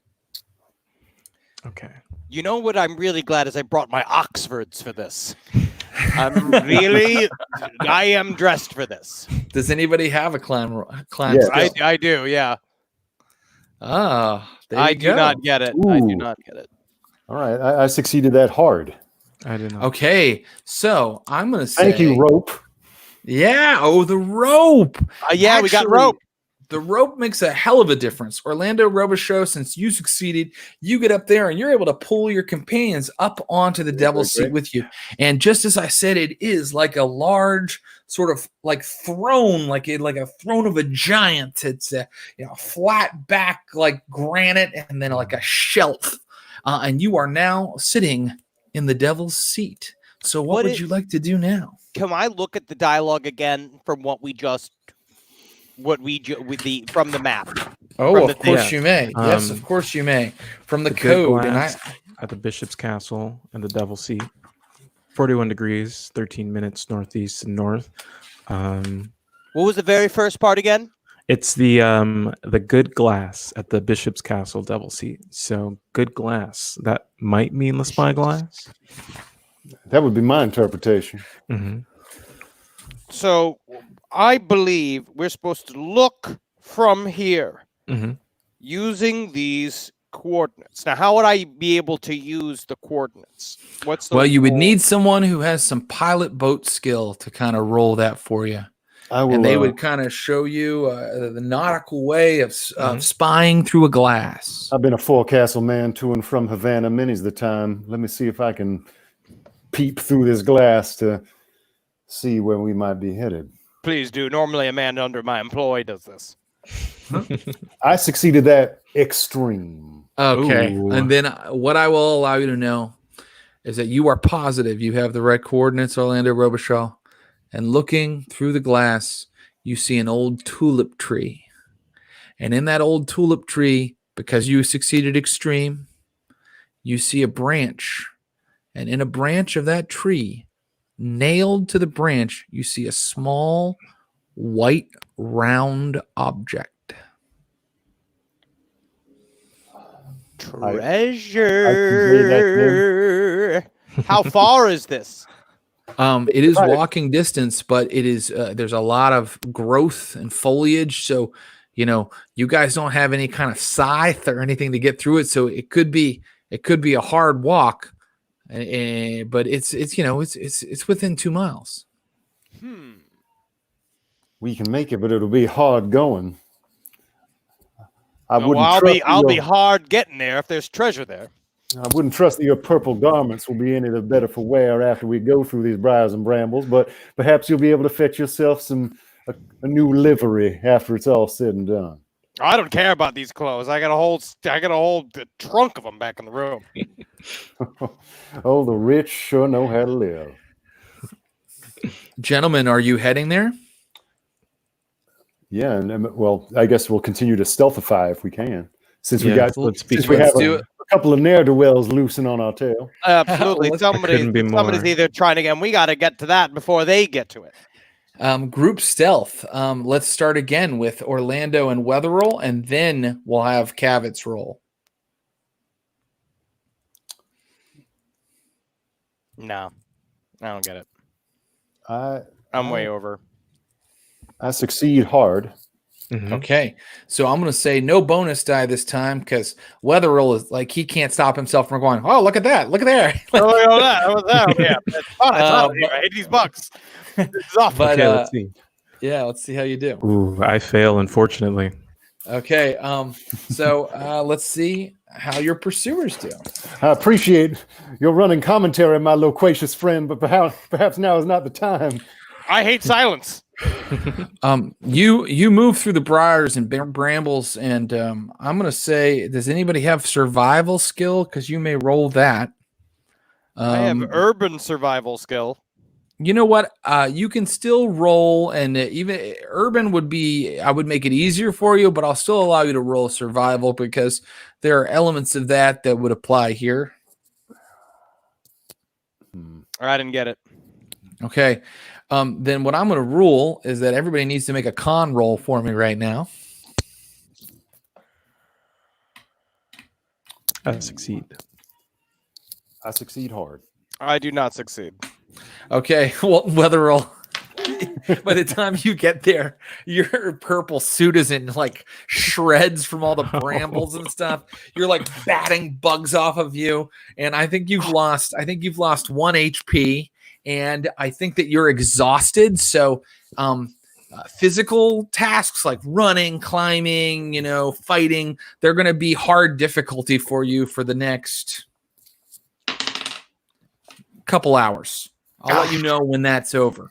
So Walton is just like completely winded. His clothes look like shit. But you guys come out of into a clearing, and there it is, this big old tulip tree. It's got a big brown trunk, but it's like kind of like a light brown, and it rises up, and it's enormous. And you think, Orlando, that you can pinpoint the branch where you saw the object.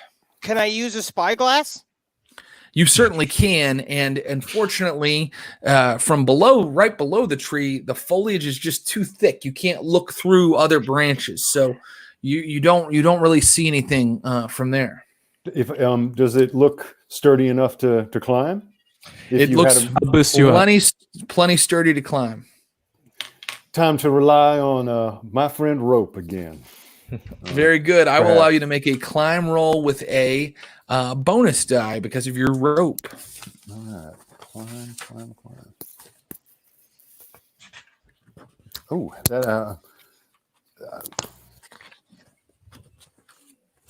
that is a success. A hard success, as a matter of fact. Soon you find yourself up inside the tree, and it's like a lemur. I love this. Yeah. Well, it took some doing. It took 10, 15 minutes, but eventually you all helped to like push him up, and he got on the bottom branch, and he like pulled himself up in there. And now you maybe have come to the end of the message that you were able to decipher, but I can tell you that what Orlando Robichaux sees is out in the end of a branch there sits a human skull, and it's been nailed. Oh. So this is like if you're standing on the branch. That's the end of the branch hanging out over the ground below, and you can see the skull hanging out there on that branch. And Orlando Robichaux, you can communicate. They can hear you below. You can communicate to them what you see. I do.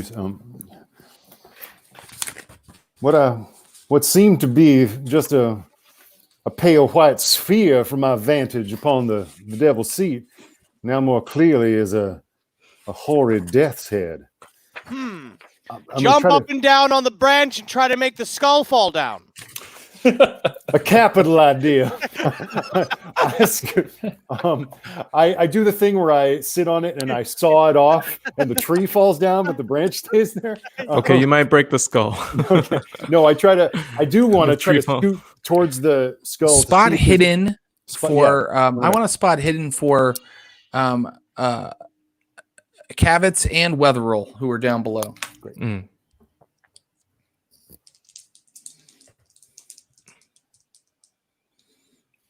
I succeed. Yeah, I got it. Okay, and can I? So here's what I'm going to say. The thing that you notice, both of you, is that the bug has climbed out of your pack or wherever you had it, Weatherall, and it is now crawling across your back. It's alive. Hold it. Wait. Hold up. Go. Can you get it? Can someone grab it? Yeah, I'll try brushing it off. I'll try to grab it. I mean, you're trying to grab it. You're going to try to grab it. Okay. No dex roll necessary. It's not like flitting about and trying to escape. You kind of just scoop it up, and now the thing is in your hand. But you can tell that whereas before it was completely inert, now it is acting very much alive. And now I will have you make a listen roll, Mr. Whoever except for our man up in the tree. Weatherall and Cavitz can make a listen roll. I'll do it, and I succeed. I did not get it. Okay, Cavitz, you have just grabbed the bug when suddenly, like from behind you, like off in the weeds, like not in the direction you came, but from the other direction, you hear someone going like, very under their breath, going, "Alamaka or Nava Yosoth." Mr. Weatherall, do you intoning- hear that peculiar chanting just now? There's peculiar chanting happening There's someone just now? here. Something real there is creepy. peculiar chanting happening just now, and I am once again going to bring us into dexterity order because it seems that suddenly acting in order is of the essence. And let me just find something really quickly. Yes. Mr. Robichaud, Okay. Mr. Weatherall, not alone. That's right. And now it is Orlando's turn to react. What would you like to do all the way up on your branch? My branch. Is the branch that the skull's nailed on sturdy enough to hold a body? It seems. It is. Can I scoot? I want to see if I can shimmy down the end of the branch and see a spot in it. Yeah. Is there anything carved or written or? Yes, actually. Well, not something written on it, but what I will allow you to do is make an idea roll when you're looking at this skull. Ooh, that's a hard success. A hard success. Okay, so you realize that the eyes of the skull are situated just so if you dropped something through them, it would kind of land at a specific spot beneath the tree. Drop something through the eye socket, it would fall through the jaw in a specific spot. Okay. All right. Well, I know we've got to dig. Can I communicate with him because I haven't heard the rustling. Well, I think Mr. Kavitz has told you we're not alone, but yes, you may communicate with him if you'd like. All right. I have I canonically in my possessions it says I have some carved bone dice. Yes. As I do like to shoot a game of craps down by the wharf from time to time to make back a night's worth of brandy, and then I pop those dice through the eye socket. Yeah, and then they fall and they land and they roll a little away from the tree, but you get kind of a rough area where they've landed. And now it is Roy Kavitz's turn. Kavitz, you can hear someone whispering something off in the brambles. What would you like to do? I enchanted by the chanting. So stupid. I like that. It's not stupid. I like it. Yeah, I like it. Yeah. I love a turn of phrase. I would like to carefully approach the bushes to see if the sound of the chanting gets louder. It certainly does. And in fact, now that you've approached, I can tell you can see the black man that you saw earlier that chased you. And he is kind of hunkered in the bushes and he's got his fingers like this and he's pointing up at the tree and he's enchanting his strange gibberish toward the tree. I would like to call out so that everyone can hear me. Hey, I see you there. Okay, you're like, there's someone over here. I see you. Let's see what happens. Because I think it is now his turn, if I'm not mistaken. Yes, it is indeedy. Okay.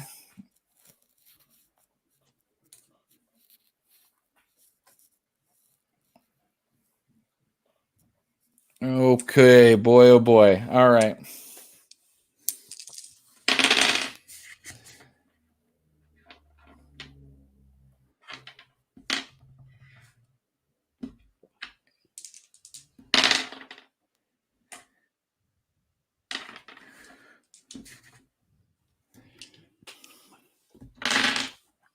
All right. Suddenly, boom, like from out of his fingers, like this force moves across the clearing. You can feel it move over your head, Kavitz. It kind of like brushes up over your head and it hits the tree. And suddenly the entire branch is like shaken so hard that it might break. And I need you to make a climb or dexterity roll versus the strength of this thing that he has sent at you, right. Mr. Robichaud. I have succeeded.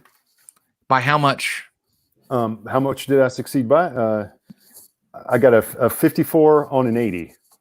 Well, I have good news for you because he had to roll a 26 because that's how much strength he gave to his spell when he rolled how much strength he would get for it. And he rolled a 26. So he succeeded by 0. You succeeded by like 30. So luckily, all that happens to you is suddenly, whoa, you are like hanging from a limb over the clearing, but you do not fall. Thank goodness.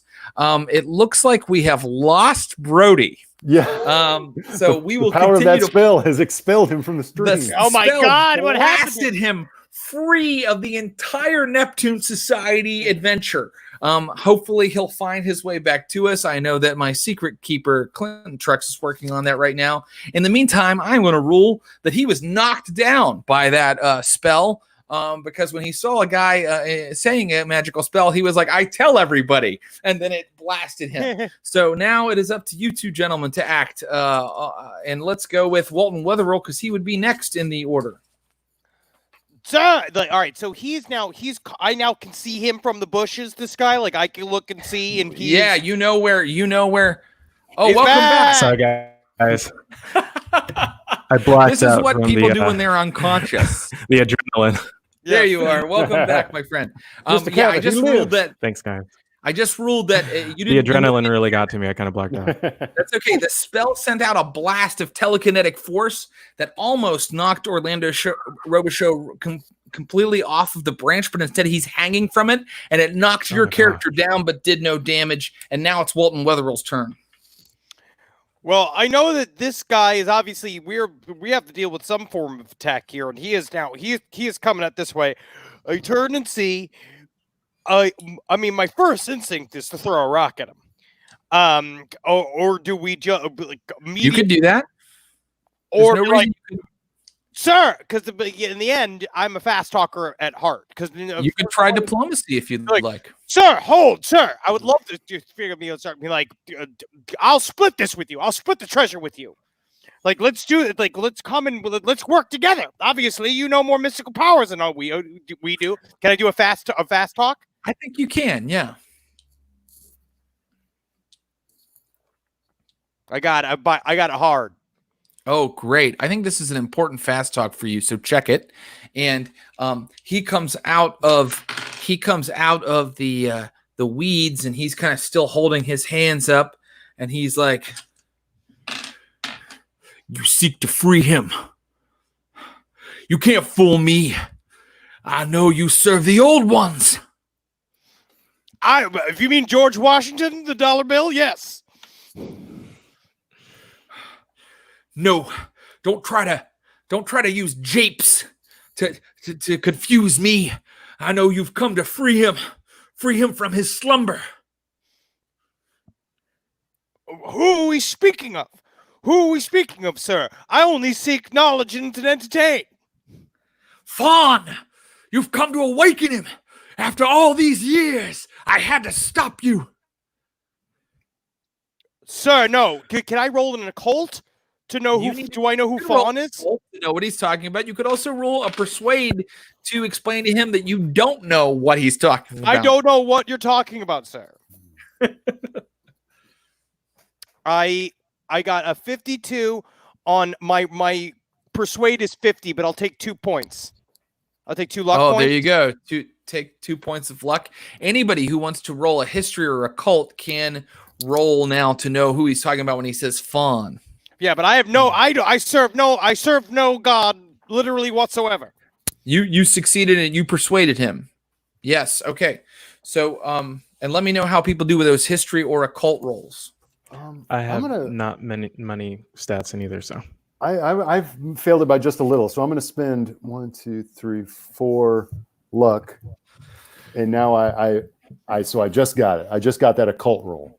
Ah, very good. You know that William Fawn was a legendary figure of piracy, but he was also known to have traveled the African coast and other strange islands in the Pacific, and brought back many occult practices from those places. So he is an occult figure from history and a notorious pirate.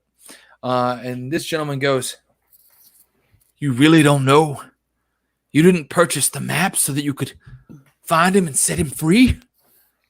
No, I didn't know. To be honest, I didn't know the rapper was the important part. Sir, rapper? be reasonable. This is a dandy from the city. He likes expensive things and adventure. He doesn't care about your fawn. Whoever this deer is. Is he trying to awaken a baby deer? Is this? We confess that we are after nothing here but material gain, sir. And if you speak of William Fawn, then you're, unless I'm mistaken, speaking of someone long dead that we could not bring back by any power known by man or beast. Then the map has tricked you, as it was intended to do.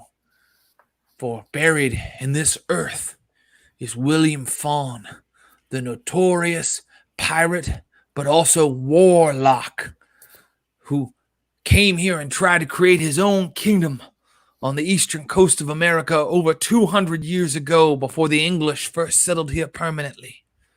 What and it has been my job, handed down from my great-great-grandfather, who was a member of the Kiowa tribe, to prevent anyone from finding Fawn's final resting place. And now Colson Perry goes, gentlemen, that bug is digging in the dirt. And you look over and there's a spot near where those dice fell, and that bug is has made a hole in the dirt. You can see where it kicked up all of this sand and it's dug down into the earth. Grab that bug. Okay. Colson Perry tries to grab the bug, but he's just pulling. Yeah, he rolls a 92. He's just pulling up dirt. He's just pulling up sand, the soft, sandy soil here, and he grabs the shovel and he starts digging. No. Stop the digging. Stop digging. Stop the digging. Okay. He stops the digging. All right, so the bug is now just down there, right? Apparently, yes. You can see a little mound that it created as it dug down into the dirt. And now, everybody make a listen roll. Okay.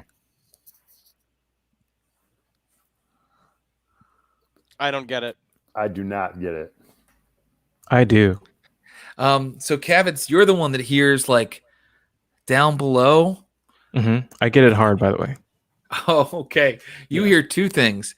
You hear something knocking against wood, down in the earth below you, and you also hear whispering down in the earth below you, and that is when you must make your first sanity roll. Oh. So please try to roll under your sanity. Okay. And let's see. I barely. Yeah, I got it. You got it. Okay, Mm-hmm. so you haven't lost any sanity, but you, you're disturbed by what you've just heard, and you think that probably something should be done quickly, or you should tell everybody what's happening. Sirs, I don't mean to come across as paranoid or superstitious, but I do believe that I'm hearing voices and scratches against the woods of the coffin 6 feet below. The large black guy with you is no!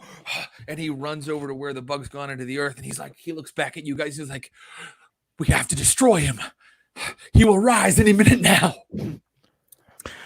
Can he dig through the dirt? I'm just gonna put that out there. I'd say we put more dirt on top of him.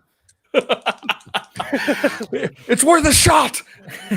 And everybody starts pushing sand onto the area. From my vantage point up in the tree, I'm just what in the name of... We need a big rock. There's a dead guy under the ground. If you want to come down and help us put... We need to roll something on top of this area. Great. Actually, make spot hits to see if you can find something to roll on top of it. I'll shimmy down the tree. Great. Actually, it's an action-packed time. I need you to give me a climb or at least a hard dex roll. I got an extreme dex roll. I failed spot hidden. Great. Succeeded. You succeeded. Okay, yeah. Succeeded You pretty see a large kind of boulder nearby that it would take several men to move. Okay. Hey guys, get down here and move this boulder, maybe. Let's roll this boulder. Hey, big guy, maybe you want to help out too? The name's Atticus Pluto, and he runs Okay, with sure. Okay, now we're doing this. you. And Colson Perry's like, I'm Pleasure to coming. make your acquaintance. And now everybody's like got their hands on this boulder, and now let's see. Everybody make strength rolls. Can I jam the shovel underneath it and try to Great crowbar it up out of the ground? I Yeah, that's fucking a good got it. idea. I got it. A 16 on a 35. I can't believe it. Wow. I got it. That's I'm going to great. spend 2 points of luck to get it as well. Okay. So I have bad news for you. So in order to move this thing, everybody needs to make their strength roll. And like, you can tell that Pluto is like, he's like, where do I, what are you, and you guys are all moving the up, but left! he's not pulling. Yeah, exactly. It's like to the left. And now here, look, you've got it kind of halfway across the clearing, but now you can see that like the earth is like starting to like shoot sand into the air from where you were looking, and like the vague outline of a chest is like starting to like move up out of the dirt. So here we go. Let's see if everybody can get it this time. And I can tell you that Mr. Atticus Pluto doesn't have a low strength. So I mean, let's see. You can make another strength roll, or you could try something else if you can think of anything.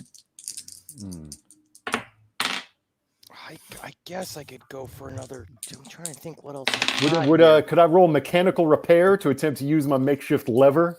I think so. That's a great idea. All right. Yeah, mine's even less on that. I guess I'll just make another strength roll. I'm trying to think what else I would deal with. Let's see what's coming up. How'd your mechanical repair roll go? I failed. This seems like it might be a push time. Yes, this seems like a very good time to push. Mm-hmm. And here comes the push. Do it! Success! Yes! So basically, Orlando Robichaud gets his like thing in the right way, and he ties his rope around it in a certain way, and he jumps around to the other side, and he heaves, and he pulls instead, and this huge boulder goes coming in last minute after we do all the work. We got it 60% of the way there, just so you know. I came up with the idea. And now you can see that the chest has been crushed by this like huge boulder, and but now you still hear like, and now everybody can hear it, like clawings or like kind of curses like beneath this big rock. So Atticus Pluto looks at all of you and he goes, that's not gonna kill him. We have to do something else. What should we do? How do we kill him? How do we kill him, Atticus? What do we do? We don't have weapons. We're dandies. The bug is it holds his essence. Maybe we can set a trap for him. We move the boulder off, and when he comes out, we go for the bug. Jesus Christ! Not it. We can all just get the hell out of here. I vote we hide. You're not going to leave me here. We have to slay him. After 200 years, it's the first chance to destroy William Fawn. I just want to say, as the keeper, you can totally leave if you want. Mm-hmm. Yeah, of course. I don't know who this guy is. I just met you, Atticus. Atticus, no. I got to tell you, I'm the guardian. I was supposed to keep it safe. I'm a father of 3, and I got to get back to those kids. So this is terrible real estate, but also at the same time, that everything that I came for is underneath that boulder. And I know that if we listen and hear me out, if we kill it, I can get its skeleton. Of course. I mean, I guess. Why? Yes, fine. But we have to destroy him. So you're saying we got to move the boulder that I just so gracefully well, we've got the shovel down onto this sarcophagus? We've got the shovel. Right now we have the shovel. Okay. I got an idea. What if someone climbed into the tree, and then when he gets out of the ground, we can ambush him somehow? Well, can we build some kind of trap? Can we lift the rock? Build a whole trap? Can we build a thing where we lift it up and then drop it again? Perhaps there is a simpler way if we. Oh, that's much like really- this. Well, say on. I can sew. That's interesting. That's interesting. And what were you saying, Orlando? Like the siege warriors of yore, we could simply dig a secondary tunnel next to the boulder and attempt to come at the coffin from the other side. I'm gonna throw this out there. What the fuck are you guys talking about? Let's run. Colson Perry's like, we said $100, right? $100. Yeah. Okay, good, because that's $3,000 in 1840s money. So he's like cool to stay. Yeah. Guys, what you know is that you have bought yourself like time, but like you can hear scratching and digging and cursing beneath the earth right now. And oh, you know what? That makes everybody except for Kavitz, who already rolled it, to roll a sanity roll, please. How can I tell which is my sand? The sand, it's that little It's the box same as that's POW, right? It is, and yeah, exactly. But you may have lost some on your first adventure, Walton Wetherell. So be sure to look in the box that's below all of your characteristics. Yeah, I lost the sand. Yeah. I make it. Okay. I make it. Okay, you guys haven't lost any yet. I mean, it's uncanny and horrible, but you haven't lost any yet. So I need to know, what is the plan? We've had several things. So we make a tunnel down the side and attack him. Maybe like lift, like when he comes out, like drop something on him. Is it any other plans or ideas? Mr. Atticus, do you have any magical powers that you could use against the Yeah. Can we hold him? Is he vulnerable to any of the things that you've learned? From his logbook, I learned a spell called the Caress of the Tongue. I just used it against that branch. All right, let's go. Let's lift it using the same mechanism that he's got, the same mechanism that he just built, and to flip it. Let's lift it up. You zap Using him the with, rope, make like a kind of a trap that you drop on him when he comes out. you zap him with your force, with the force wind.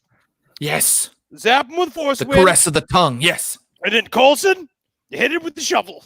Yes. Sounds like a good plan. Okay. Very well. I'm an executive. I know how to delegate. Delegate, yeah.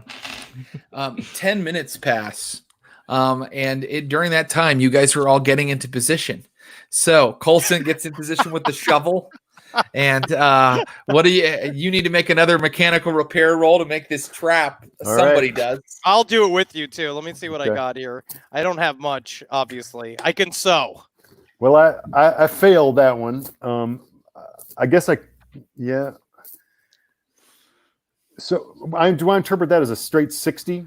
6 and a 10? That is correct. Mhm. Yeah, I failed mechanical. In that case, I failed it repair. by 5, so I'll spend 5 points of luck to succeed. Okay, that's a good idea. Coulson's got his shovel ready. Atticus Pluto is sitting there and he's intoning some kind of weird chants. Kavitz, is there anything you'd like to do? I spit on my palms like Popeye in a cartoon, and I grab the rope. You guys get this Get a big real good grip. rock in place. Fisticuffs. Suddenly, just as you get the rock up again, you've got it up in the air over the branch of the tree.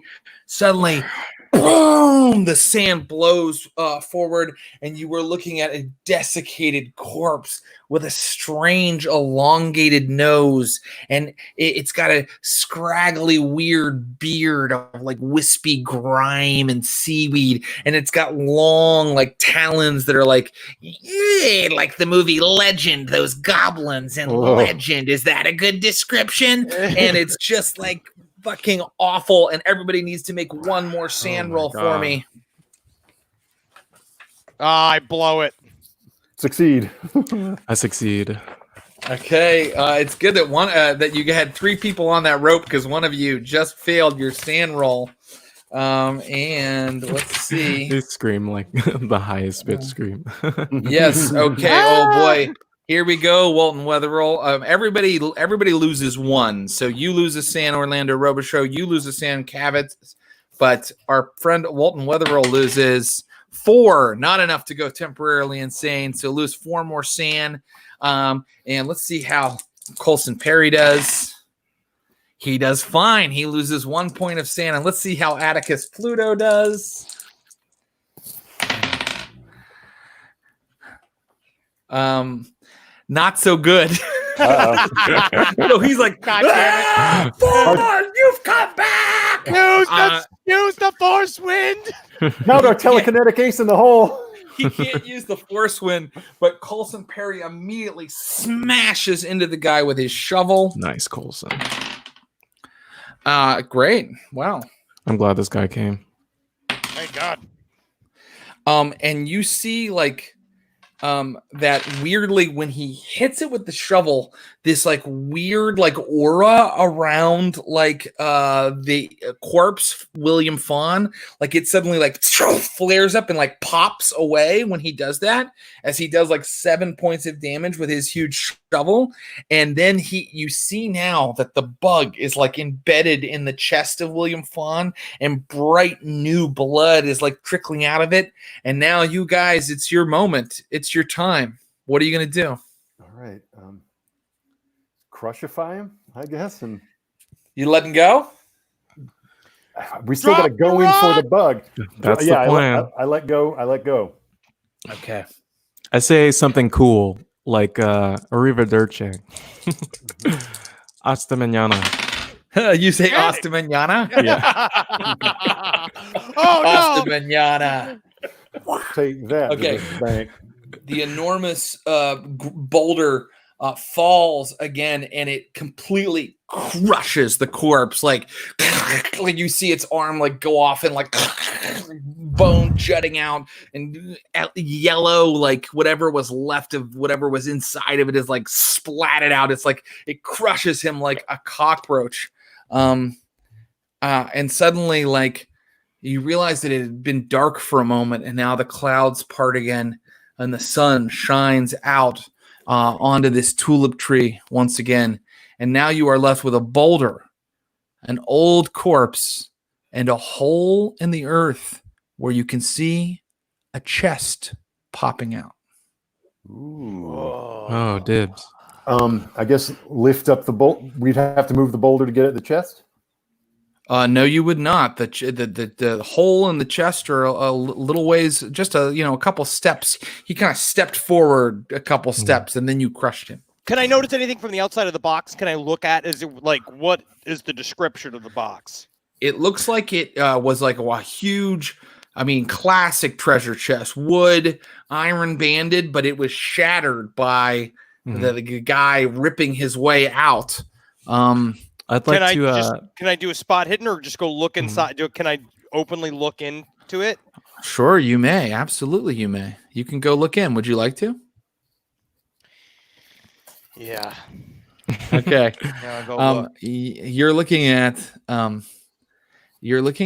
an old cutlass, a pile of gold doubloons, maybe thousands and thousands of dollars worth. Wow.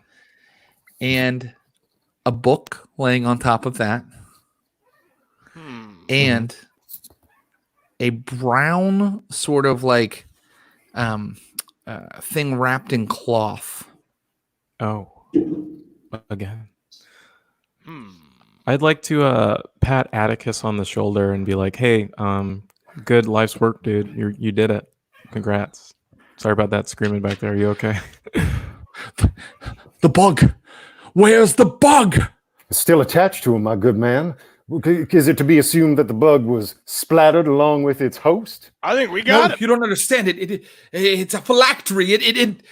And he's trying to move the boulder off of the corpse. Would you like to help him? I could attempt to hoist it again if you want to pick that little critter off of his chest. Certainly you guys can hoist it. I'm not even going to call for strength rolls. You start to hoist it. If Kavitz and Weatherall, or maybe sure, I'll help. Everybody's helping. Yeah, you hoist it again, and looking down at the corpse, it's completely smeared. You smashed him like a bug. Should we smash him again? Is he switching? Is he Colton Perry's like, yeah, maybe like just one more time. But looking through the remains of his body, you do not see the gold bug.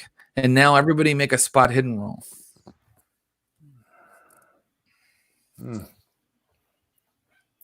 Very fail.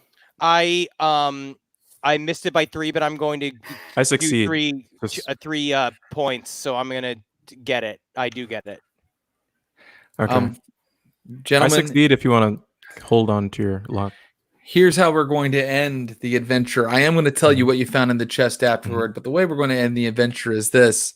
You pull the boulder off of the body and it's a mess, etc., but you don't see the bug anywhere.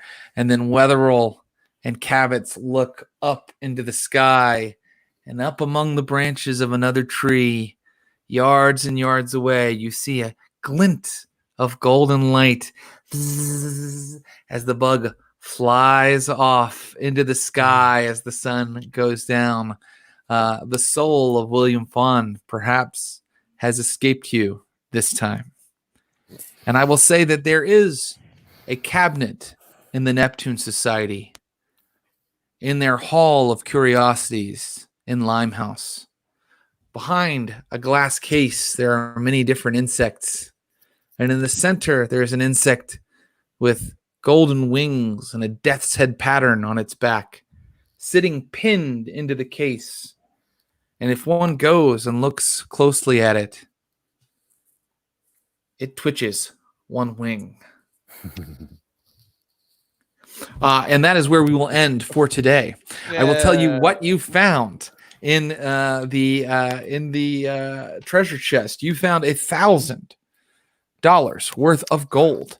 You found a strange tome written in French, and it is Boo. and it is in skin. It is it's covered in skin. That's the outer covering of it. And French people fucked up, dude. Don't do well at the museum, honestly. Well, you might like this. The final thing that you find wrapped, the weird wrapped brown parcel, turns out to be the mummified remains of a large rat that appears to have a human face. This is exactly what I've been looking for. The centerpiece of your new collection, Wetherall. Exactly what I'm looking for. Yeah, it's a happy ending after all. This is incredible. Yay. Not horrifying or existential at all. We've seen a great deal. Let us return to shore. Allons-y, gentlemen. And that is the end of today's adventure, the Call of the Gold Bug. I want to thank my guests again, Ross Bryant as Orlando Robichaud, Henry Zebrowski as Walton Wetherell, and Mr. Brodie Reed as Roy Kavitz. You guys, that was incredible. That was so fun. That was great. Write down everything, if you can, right now, before you go back to your normal lives, before you exit the world of Cthulhu. Write down everything that you picked up or friends that you made, because next time you play with us, you can go, oh, Colson Perry's with me. And I'll be like, yes, he is. And he'll come running in. You know what I mean? Maybe Walton Wetherell's still paying him a salary. Any items you picked up, if you want to keep the map, or actually we should decide, I think that probably we'll decide over email next time you play, like who got what item. But I think that since you're the one that speaks French, you probably got strange tone, I believe Orlando Robichaud. So thanks again, guys. Look, you follow Brodie on Twitter, and watch his stand up. Ross Bryant, look at his art on what's it, Instagram, and the art today in the show was from Ross. So he was kind enough to help us with his incredible talents. That's awesome. And then of course Henry, there's a book, The Last Book on the left, and there's the podcast, The Last Podcast on the left. That's another way to get some good creepy weird content during this quarantine. But guys, man, it was nice. This was fun to play with you three. Thank you guys so much. I love Thanks it. for having us. So much Great fun. stuff, Jared. You guys are the best, and I'm going to say goodbye to my guests, and I'm going to hang out for just a minute with my group. Bye, guys. Bye. That was the Call of the Gold Bug, based, maybe you would have surmised, on Edgar Allan Poe's The Gold Bug. Next week, I am really excited about what our adventure will be. I will only tell you that it will be quite cold. and that the year is about 1845 at this point in our campaign. So look up things that happened in cold places in 1845, and you'll get an idea of where our adventurers may find themselves next time. We have a rotating cast for this show, so we'll have some of old favorites and probably some new players back next week, Sunday at 2 p.m. We also have our normal Vampires of Pittsburgh game that's happening Wednesday at 6 p.m. Pacific. And we are ending the first mission and storyline this week. Last week ended with an enormous cliffhanger. So we're going to finally end that entire storyline, and then we're going to move on to some new things in that story. But I've been really loving what's happening in that story. So if you're a Cthulhu fan, see if you could get into the vampire show, and then tell vampire people to watch the Cthulhu show. Anything else that I need to tell you? Oh, any plans for a double episode? So by that, do you mean a two-parter? I think that is what you mean. Yes, we will be doing some two-parters. A lot of these will be standalone in the Neptune Society, but some will be two-parters. And somewhere way down the road, we may do something that's even more than two parts. But for now, I like these kind of isolated incidents that sort of form a nice big picture altogether. Just reading about old stuff. Well, it's tricky because you want to get the history right, but you also have, I have a kid, and I have other jobs that I do other than my favorite job, which is running this stream. So I do some historical research, but I'm basing a lot of the Neptune Society on actual stories from literature. And that way, the writer of that, Edgar Allan Poe, for example, did my research for me. And I don't have to know everything about the 1840s. That said, we've gotten some things wrong where I was like, but luckily I am not teaching a college class at Harvard about history. And if you guys don't notice, then it's our secret. Did that seem like a wink or just me having an aneurysm? Either way. Is it okay for the players to dress up as their characters? Well, I think that that's something I've thought about when it comes to the way that people do role playing online. I think that your question might be just a joke, but I seriously have thought about this. For whatever reason, I have nothing against cosplay, but I'm of the generation right before cosplay kind of became like a big part of geek culture. I think I'm a couple years ahead of that. And so that's never really been part of it for me. I really like that a lot of it exists in our imagination. We're going to continue to put more and more art into the game. And by the way, I want to remind everybody that our new kind of title card piece where you saw the Call of the Gold Bug is by Will Pottorff. And you can find more of his art. And he does incredible, mostly Cthulhu mythos themed art. At Will Pottorff, POTTORFF.com. So we're going to put more art in, but to finally answer your question with 7 tangents, we probably won't be dressing up anytime soon, even though, of course, that's okay to do. Okay.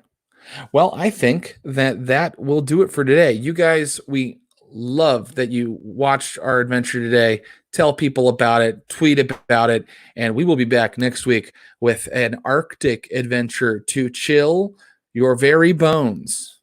Thank you, and Shub Nugrath, Cthulhu Fatagan. Bye-bye.